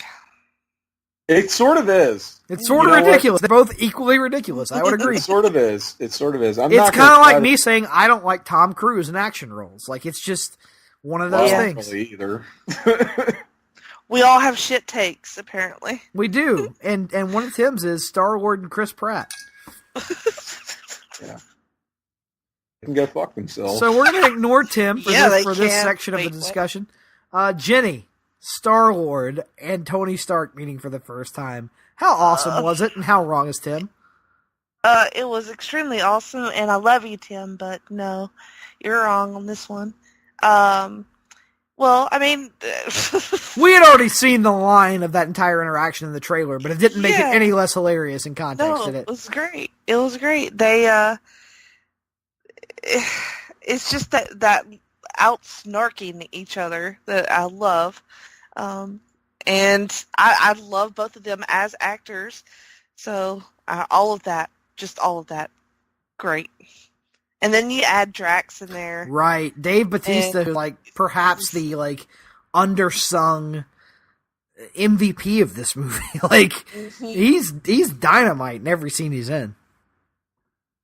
So yeah, I'm quite enamored with Drax. Well, it's good to hear that you at least do have something of a soul. There's not a lot, but it's there, and it's there for Drax. Drax the Destroyer, as played by Dave Bautista. Bautista, that's right.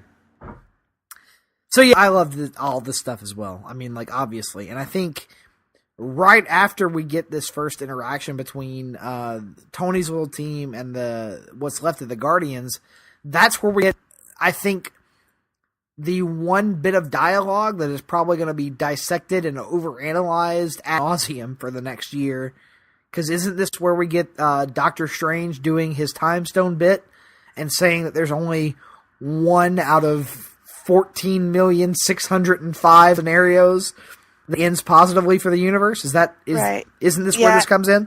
It is, and I think, it's after their fight, and no, it's before the fight, but I think that he sees something when he does that makes him give up the stone later. It has to be, because he mentions earlier I would hope, because that made fuck all sense. Yeah, because he mentions earlier in the movie that he is going to value the stone over anybody else's life. Yeah. And so but at some point, this is what is supposed to happen, right, for them to ultimately beat Thanos. Right, I agree with that. There's no other only way that bit of writing of like one scenario and the whole setup of him valuing the stone over everything else, the only way it makes any kind of sense is that the ultimate reveal of he knew he had to give up the stone in order to save everyone, right? I mean, like, we're all working off that assumption at this point. I am, yes. Yeah, somehow, I guess that's gonna... So Tim, I haven't read Infinity Gauntlet in a long time, but I think you could probably catch us up. Isn't that kind of the conceit of Infinity Gauntlet? Isn't it so much... It's not so much that the heroes defeat Thanos as much as it is Thanos kind of defeats himself? Thanos defeats himself because he has this sort of subconscious inferiority complex, right, where he cannot accept himself as this all-powerful, omnipotent god of the multiverse. So he does various things to sort of put obstacles in his own way and to allow himself to be undermined. And that's where you get Nebula actually seizing the gauntlet from him, right, during the Infinity Gauntlet miniseries. And Adam Warlock has this connection with the Soul Stone, the Soul Gem, I guess kind of similar to Doctor Strange with the Time Gem in this film. Mm-hmm. So I think it'll somehow play out in a vaguely similar fashion. Well, I want to address that as once we wrap up the kind of chronological wrap up of the film. But so we get that with Thanos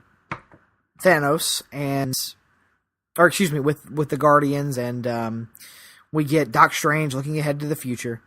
And so then we flash back to Wakanda, I think, where the objective here at this point is that Shuri has been brought in, T'Challa's sister, and she is attempting to remove the mind gem from Vision's head for the purpose of getting it out so that Wanda can destroy it while also not killing the Vision. Mm-hmm. And this is when Proxima Midnight and Cull Obsidian, who I learned the name of earlier during the show, and Corvus Glaive, even though we don't get that reveal until later on, all show back up there. And that's when we get our first real, like, large-scale, giant, massive brawl in the style of the original Avengers or the style of the closing sequence of Age of Ultron. You know, that hundreds of thousands against few kind of imagery. And so, Tim, I know you've been crowding the action sequences throughout this film. Not even this one working for you? Yes, we get another terrible action sequence. Man. Dog shit. Hated this. Jenny? I didn't hate it, but it felt just sort of run-of-the-mill. As far as the CGI was a little bit off. Not totally horrible, but, you know, the creatures or whatever, like, whatever. Weird, I did like seeing... Weird, less evolved versions of the Chitauri, I guess. Yeah, I did what the like fuck seeing... were those supposed to be? Yeah, that was weird. It got all Lord of the Rings there for a minute. But I did like seeing the Wakandans. Like, that was cool. Lord of the Rings inspiration in a Marvel movie, you say? Yeah, I'm just saying. What a novel concept. But like the kind of boring-ish parts, besides the walking of the Lord of the Rings. Anyway, I liked some of the more like broken off fight scenes, like when the girls were fighting together, kind of later on in the sequence. And then, you know, I was kind of wondering, Hulk in the Hulkbuster, I kind of wanted to see him bust out of it, but then that didn't happen. So that was a little disappointing. Yeah. Tim, you weren't on board at all for this action sequence. I didn't like anything from it. The only thing I liked from this entire kind of last stretch of the movie, you know, you talked about Shuri trying to remove the Mind Stone vision. You kind of got the sense that the Wakandans were the only adults in the room. Yes, absolutely got that impression. They had been handling shit from the get-go. Right. Why did we have to wait an hour plus to even get to Wakanda? They should have just been taking care of business. Because the rest of the world is so self-convinced of their own superiority, they don't even think to turn to Wakanda, and when they get there, it's like, guys, come on. Come on. The Wakandans are just rolling my eyes, much like I am at this point in the film, to everything that's happening. Right. So this giant action sequence is taking place. They are making a full-on assault to try and get the Mind Gem.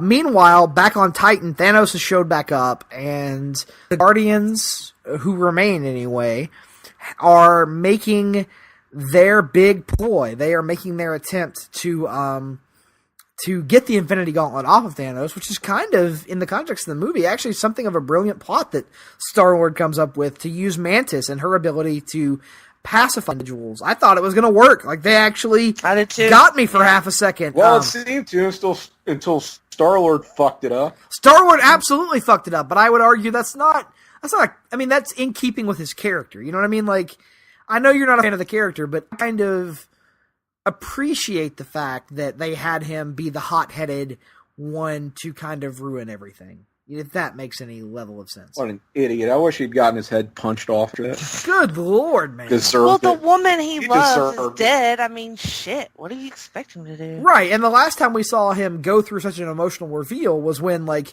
he lost his shit on his dad when it was revealed that his dad had killed his mom. So, like, It was something... It was somewhat in continuity, I would argue. And just another douche nozzle. Man-child. I don't know. I think it's character development. Everybody that he loves ends up dead, so that will fuck with you. So this is where he, it seems like they're about to get the gauntlet off of Thanos. They fail. Thanos turns the tables on him. He's beating the shit out of them. And I think this is where we get the moment in this film that's going to be debated more than any, Stephen Strange just literally handing Thanos the Time Stone. Mm-hmm. Your thoughts when this occurs? Just another thing that happens. I guess we'll see if it makes sense in the fourth installment. I'm assuming they will call back to this, but they will. There's no way they won't. By itself, it's just okay, I guess. Which that goes back to like what I said earlier. It's difficult for me to contextualize this movie in the MCU because it's incomplete in my mind, and this is an example of that. Jenny, I don't have any problem with the context of it, but I do think that they're, like I said, he already knew what was going to happen, and that's just part of what has to happen. So I just accepted that. But saying that it's part of what has to happen, you know, like, we as an audience we're kind of sitting there going, okay, but why? You know what I mean? And to separate it into an entirely different movie, even though it's clearly one story, it's still, that feels manipulative to me. Like, that feels cash grabby and vulgar, like in a certain context. Well, I think it's almost trying to convince you that he does this to save Tony, even though that's probably not why he does it. I think that's what the movie wants. I think that's what the movie wants us to think, and I don't think anybody bought it. No, I don't think anybody bought it. So, yeah, we have this moment where Tony is in mortal peril, essentially, and Strange gives up the Time Stone in exchange for Tony's life. So he's got the Time Stone, and at this point, he departs Titan and heads off for Wakanda. And so Thanos shows up in Wakanda, and he is wrecking shit. Actually, before he shows up, things are going very badly in Wakanda, to the point where our heroes are being overrun. And then, and fucking then, for the first time in 9 fucking years, Thor proper shows up on the scene and proceeds to wreck shop. Tim, come on, not even you can poo-poo this. I'm done by this point. Oh my god. Oh, I love I'm gone. I mean, yeah, it's Thor, but I don't have the affinity for Thor that you do. Yeah, it's a good spotlight on him. He gets some shine, but arguably, like, of any character, salvage the movie. Right, but arguably any character in the movie that would have earned such a moment wouldn't have been Thor, given the way the movie opens. Yeah, but that suggests I'm really that much on board and still with this journey that has played out over the course. That's true. I mean, if you checked out, nearly then 6 hours. I mean, yeah, the opening scene I was into, but I wasn't so into that it could carry me through the tremendous doldrums that took place up to this point. So, I mean, I was done. I really was. And plus, it's now become such a foregone conclusion that, okay, now Thanos is going to win. I mean, if we weren't checking boxes before, now we're just running out the clock. So, Jenny, the Thor moment at least was good for you. It was good. Like I said, it made me say "fuck" out loud in the theater. Yeah, he showed up and started wrecking shop, and it was the first appearance of real Thor in the Marvel Cinematic Universe to this point, in my opinion. Maybe some brief glimpses in a couple of Avengers movies, but I don't know. Thor on the scale that I want to see him done as a character in terms of an action set piece standpoint. Yeah, I kind of love that bit. So anyway, Thor shows up and is decimating ass left and right, which is as he should be. And then Thanos pops up, and he is here for the final stone at this point, which is the Mind Stone, trying to complete the Infinity Gauntlet. And we actually get, I think we mentioned this earlier, but I kind of bit on this false finish a little bit, where Thanos is coming, he's going to get the Mind Stone, and then boom, Yarn Bjorn / Stormbreaker is buried. No, wait a minute. You gotta do the Wanda stuff first. The Wanda stuff first, yeah. So Wanda gets thrown out of Vision's head, breaks it. Thanos shows up, reverses time using the Time Stone, and then takes the Mind Stone, and is in the process of destroying everything when Thor shows up on the scene and buries Yarnbjorn deep in Thanos' chest. And I thought for a brief moment that they hadn't bullshitted us. That this actually was just one self-contained movie. And for the briefest of moments, I thought, and Thor is the one that gets the big, hero moment. How great is this? Not so much, though. Yep, he should have aimed for the head, huh? Yep. Tim? Nothing. Nothing? Nothing. God, you were done by this point. Completely. Oh, yeah. Like I said, they're just running out the clock. Okay, how about this? If Thor had won the day, that would have been an anticlimax, right? So I figured, well, that's not how it's going to end. But the way they are going to end it, is still not going to work. So it's just a lose-lose situation for me. So you talked about the fact that like that very early battle sequence in New York is where they started to lose you. What would you consider the point of no return for you? Oh, I don't know if there was a single point. Well, I mean, like, at what point in the movie are you watching it and going... Where it's like they can't get me back to what they do? Yeah.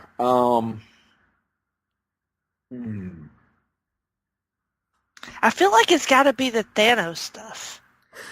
Yeah, but the Thanos stuff plays out so frequently over the course of the movie. I'm trying to figure out, like, at what point during this almost 2-hour, 45-minute movie does Tim realize... I would say...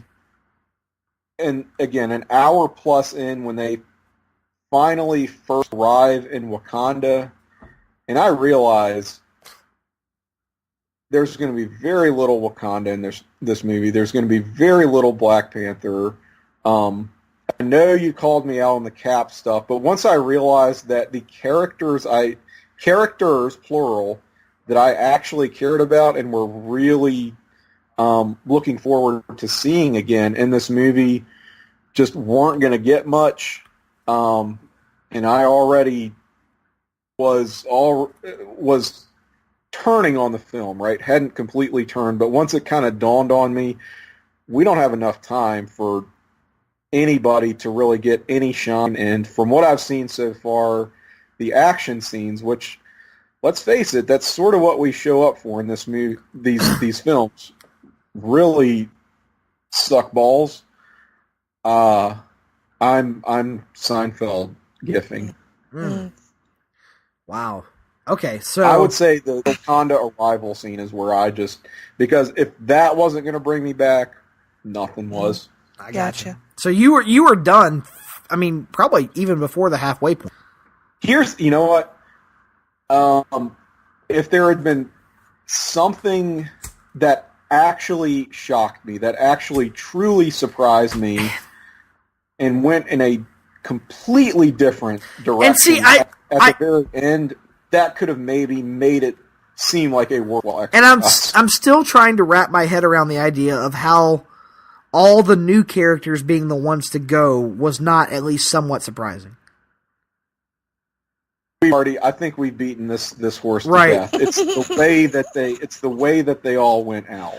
Yeah. That it was so devoid of any sort of presence, of any sort of tension, drama. Just, again, I don't even remember which characters individually left standing, and it's so telegraphing the reset button, which I know we point out a dozen times. Yes, a lot of this is going to get done in the next movie, but the execution is very important, and you can still earn these moments that are supposed to count for so much, instead of just, oh no, Peter's complaining about something. I wonder if he's going to dissolve just like the last 8 characters did. All right, that's fair. So we get to that point. Thor has Yarn, Bjorn / Storm buried deep in Thanos' chest. Thanos makes a snide comment about how he should have aimed for the head, and then, as we've seen referenced, I think 2 or 3 times in this movie beforehand, Thanos snaps his fingers, and that's when shit starts to go down. This is when Tim is just fully pissed off. As motherfuckers start to dissolve, I think the first one is he that goes, and then in quick succession we see Mantis, Drax, Star-Lord, Black Panther, Doctor Strange, Spider-Man. Basically, you have been introduced to the MCU post-Phase 1, your ass is gone, with the exception of Rocket and Nebula, I think, are the only two that are still standing, and Okoye, from a post-Phase 1 standpoint. These motherfuckers dissolve. As we mentioned earlier, I think one of those that stands out to me is Peter dissolving in Tony's arms, which is still crushing as I think about it now. And the movie ends in a very, what I would call, Dark Knight Rises Chris Nolan fashion. That Thanos makes a very specific reference earlier in the film to, like, somebody asks him, when this is all over, what are you going to do? He's like, I'm going to look out at the sunset and smile. And then it ends with him looking out at the sunset and smiling, kind of victorious. I think off in the background of the shot, you see the Infinity Gauntlet like charred and messed up and seemingly beyond repair. So, Tim, closing the movie on that image of Thanos victorious, is that even okay with you, or at this point are you just so done that you're not even cool with that? One thing I want to make clear is, it may sound like I'm criticizing this movie for being too predictable. There's nothing wrong with being predictable. I go back to the first Avengers movie, and that was extremely formulaic, but in a way that was, there's a reason why it's the formula, right? When the formula's done in the fashion that it was in that movie, it works so incredibly well. Hey man, I'm a Hulk Hogan fan. I know that formula works. Prime example, okay? Yeah, Hulk Hogan, formula done right. When it works, it really works. And it's part of why I love the first Avengers movie so much. And here, I mean, it is just so devoid of any real impact for me. I mean, it's formulaic in an utterly soulless way. Even the Thanos bit at the end. Because, like, as much as people have criticized the MCU for being formulaic as a whole to this point, we've never seen an MCU movie end with, like, the villain victorious and standing there triumphant and getting exactly what he described his perfect ending as being. So, like, is there any element of that even that worked for you, or no? No, because we know there's Part 2 coming up. We know there's Avengers Infinity War Part 2, whatever the fuck they want to call it. I agree with that to a certain extent, but that's also like saying there's a Return of the Jedi coming to the Empire Strikes Back. Yeah, but it's all in how you execute the play, right? Right. I'm not trying. Right. Empire Strikes Back is an emotional roller coaster of a movie. Not for me. I kind of thought about this, and you tell me if you disagree. I kind of, when I was making that Empire Return comparison in my head earlier, I thought about this movie as an Empire Strikes Back without the Dagobah stuff. So it's essentially saying, take all the character development out of Empire Strikes Back, and what do you have? You know what I mean? Because the only bit of character development in Empire Strikes Back is that Dagobah stuff. And this movie has neither the time nor the resources to spend on developing characters. It is go, plot, and then big shit goes wrong at the end. I could kind of live with that if it still felt like the natural extension of character we've gotten to know to this point. And I don't feel like it is. There's some of the characters feel like they've kind of reverted to type. Others are just sort of a distillation of their worst qualities. So that's another kind of big problem that is only now, I think, sort of dawning on me. Okay. So, Jenny, your thoughts on this specific ending shot of Thanos smiling at the sunshot? You know, like Thanos has won at this point. You called it like triumphant and victorious, but I read it as more exhausted and like glad it's over. Right. Like he had this mission burden, and he much like Tim, glad that it was over. Yes, and this podcast, which will never be over, it is longer than the actual movie. I just felt like he was done at that point. Like he had given everything that he had to make this vision happen. And there it was, regardless. Just like, I didn't feel like he had much peace or happiness with it. It was just like, it's fucking done. I wonder if that might not play a role into the fourth one, where Thanos might not be at least a somewhat willing participant in undoing whatever has been done. I thought that too. So that's a perfect, well, actually, let's address the post-credit scene real quickly. Tim, I'm guessing you didn't even have time for this. I almost left before. I was like, maybe I can just read about. Right, but you stuck around, you saw it, and nothing still. It felt a little bit like just more of this. Like it seemed like the movie was still trying to convince us that this thing happened that we got. It's like, okay, we get it. We're not stupid. We know what happened. Yes, everybody died. Mm-hmm. And maybe you're trying to sell the gravity of this situation a little bit more by shifting focus to New York. Yeah, and showing like average people who were being affected by it. Mm-hmm. Fine, okay. I guess I liked the teaser for Captain Marvel a little bit, but I did. Was it worth sitting through all those credits? A little bit of a microcosm for the movie as a whole, to be honest with you. Even more so than the Captain Marvel tease, it was worth it for the Samuel L. Jackson death line. Motherfucker. That was good, man. Come on, like that worked for this version of free. So, Jenny, I think you and I are in simpatico on the death sequence. Yeah, and I'm not a huge Captain Marvel fan, but I knew her symbol when I saw it, and I said, "Holy shit, shit's coming!" You're right. Yeah.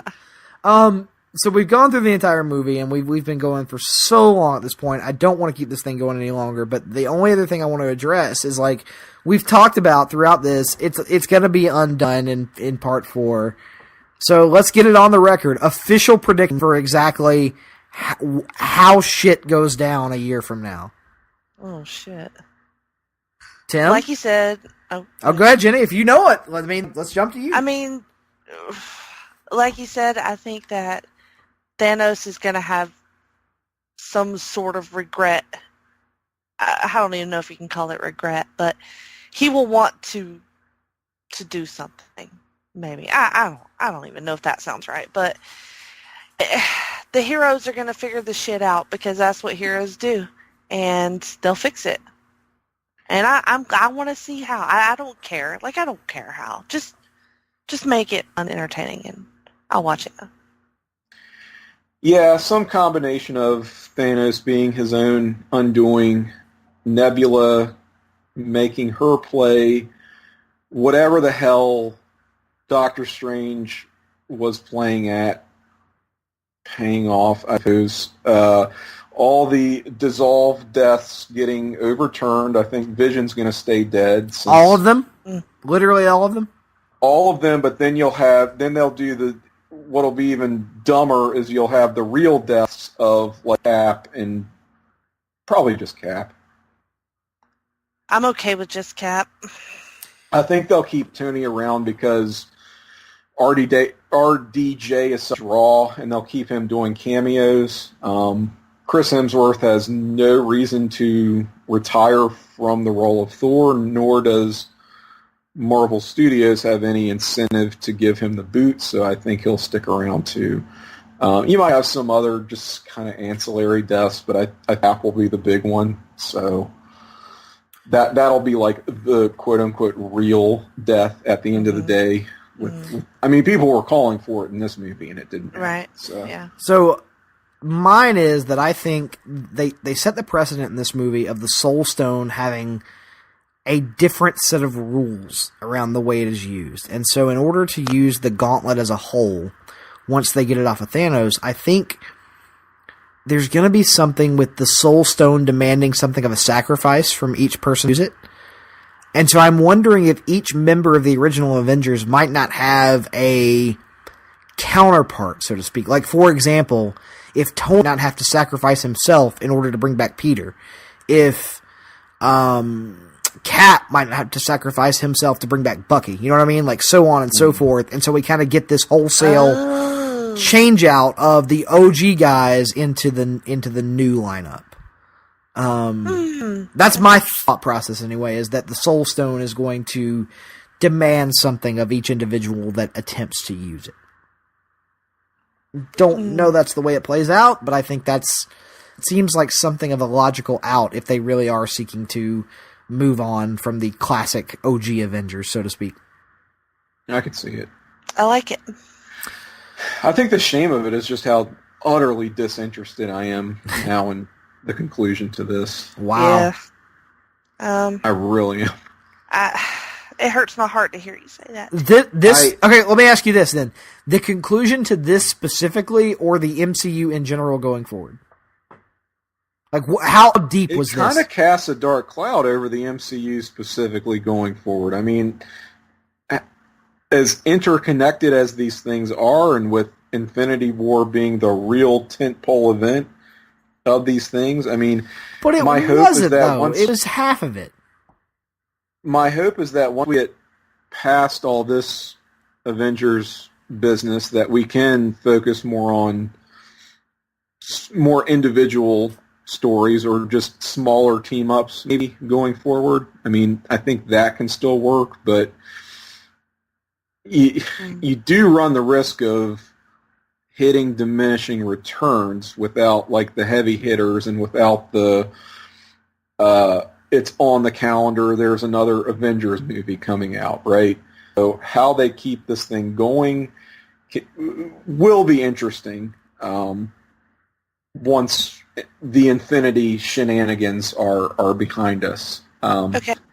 Here's a question. Like, I know it's kind of one-off, but how weird does it make Ant-Man and the Wasp coming up? Like, I am 99.9% sure Ant-Man and the Wasp is going to conveniently take place like 6 to 8 weeks before this whole shit happens.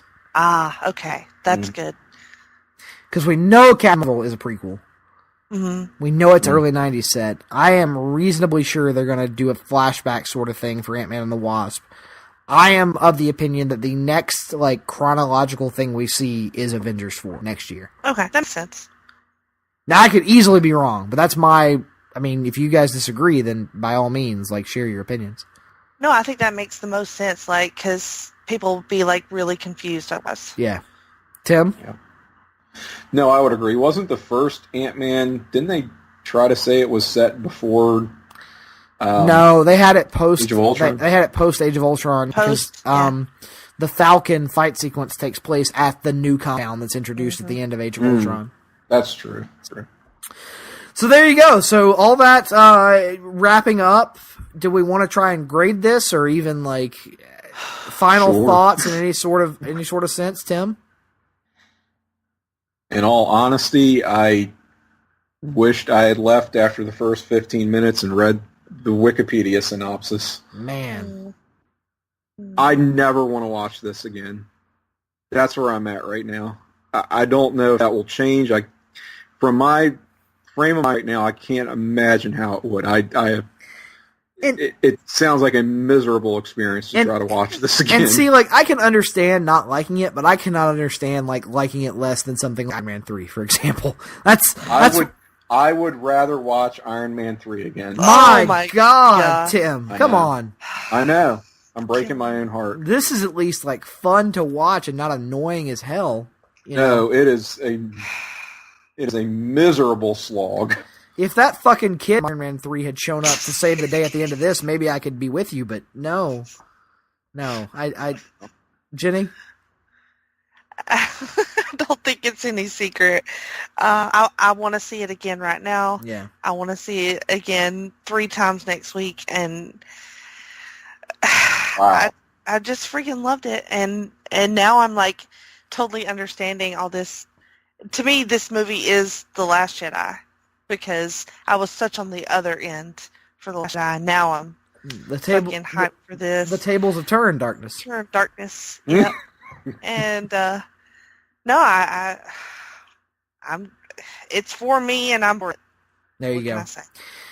I gladly fall somewhere in the midst of you two. I think I'm more on Jenny's side than I am on Tim's. As I said earlier, this movie definitely has issues as a movie, but as a Marvel giant event film to ape giant event comics, I kind of think it's the best cinematic representation of the event comic that's been done to this point. I can't think of too many complaints I have of it from a fanboy perspective.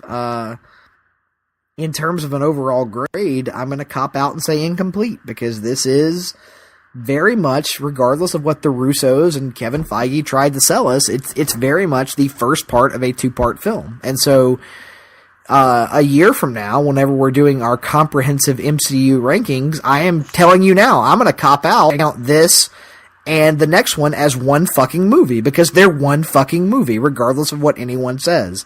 That's what they are. And so, depending on how this all this up is gonna greatly influence where I would place this entire story in the MCU pantheon. So for right now, I don't have it in my MCU rankings, quite honestly, and that is a bit, like I said, of a cop-out for me, but that's where I'm at with it at this point.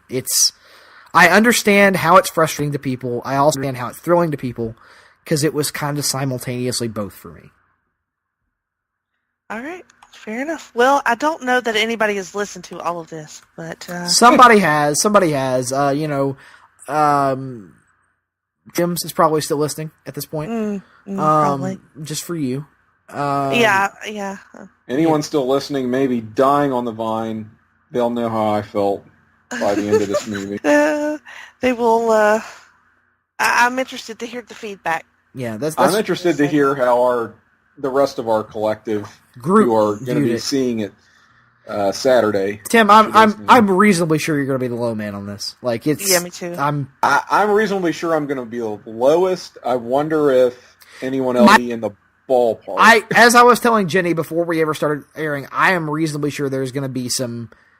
This is going to be the Marvel version of The Last Jedi. I think there are going to be people who absolutely love it, but there are going to be things that people bump up against. I have little doubt of that. And I hate that, because so much of it is... I don't hate that. I hate that, because so much of it is going to be just slotted as, oh, well, you didn't like this because it didn't... Which I'm not saying, but so much of the criticism and so much of the criticism is going to be, well, it just didn't do what you wanted it to do, and, it wasn't a comic, and you had your fan theories, and it didn't do that, so you hated it. And I am so not saying that. I hope it doesn't come across that way. No, it does. It doesn't at all. It doesn't. It doesn't at all. Like, I understand there are issues with this movie, but I understand that it kind of had these different set of expectations, these different set of rules it was trying to play by, that it's hard to judge it on an equal playing field. So we've talked ad nauseum. Thanks to anyone who has still been listening. Yeah. I'm Nick Duke. You can find me, Hard Traveling Fanboy, as long as running bullshit, whatever. That whole deal. Twitter, Facebook, the whole fucking 9 yards. You don't really care at this point. Tim Capel, he does the Survey Says thing with the fucking horse shit. Jenny does the Geek and Sassy thing, Talking Pop thing. You know who we all are. If you don't know who we all are, then listen to more Place to Be Nation Pop to get the full social media plug. We're not even going to do that horse shit. And I think, peace. Night.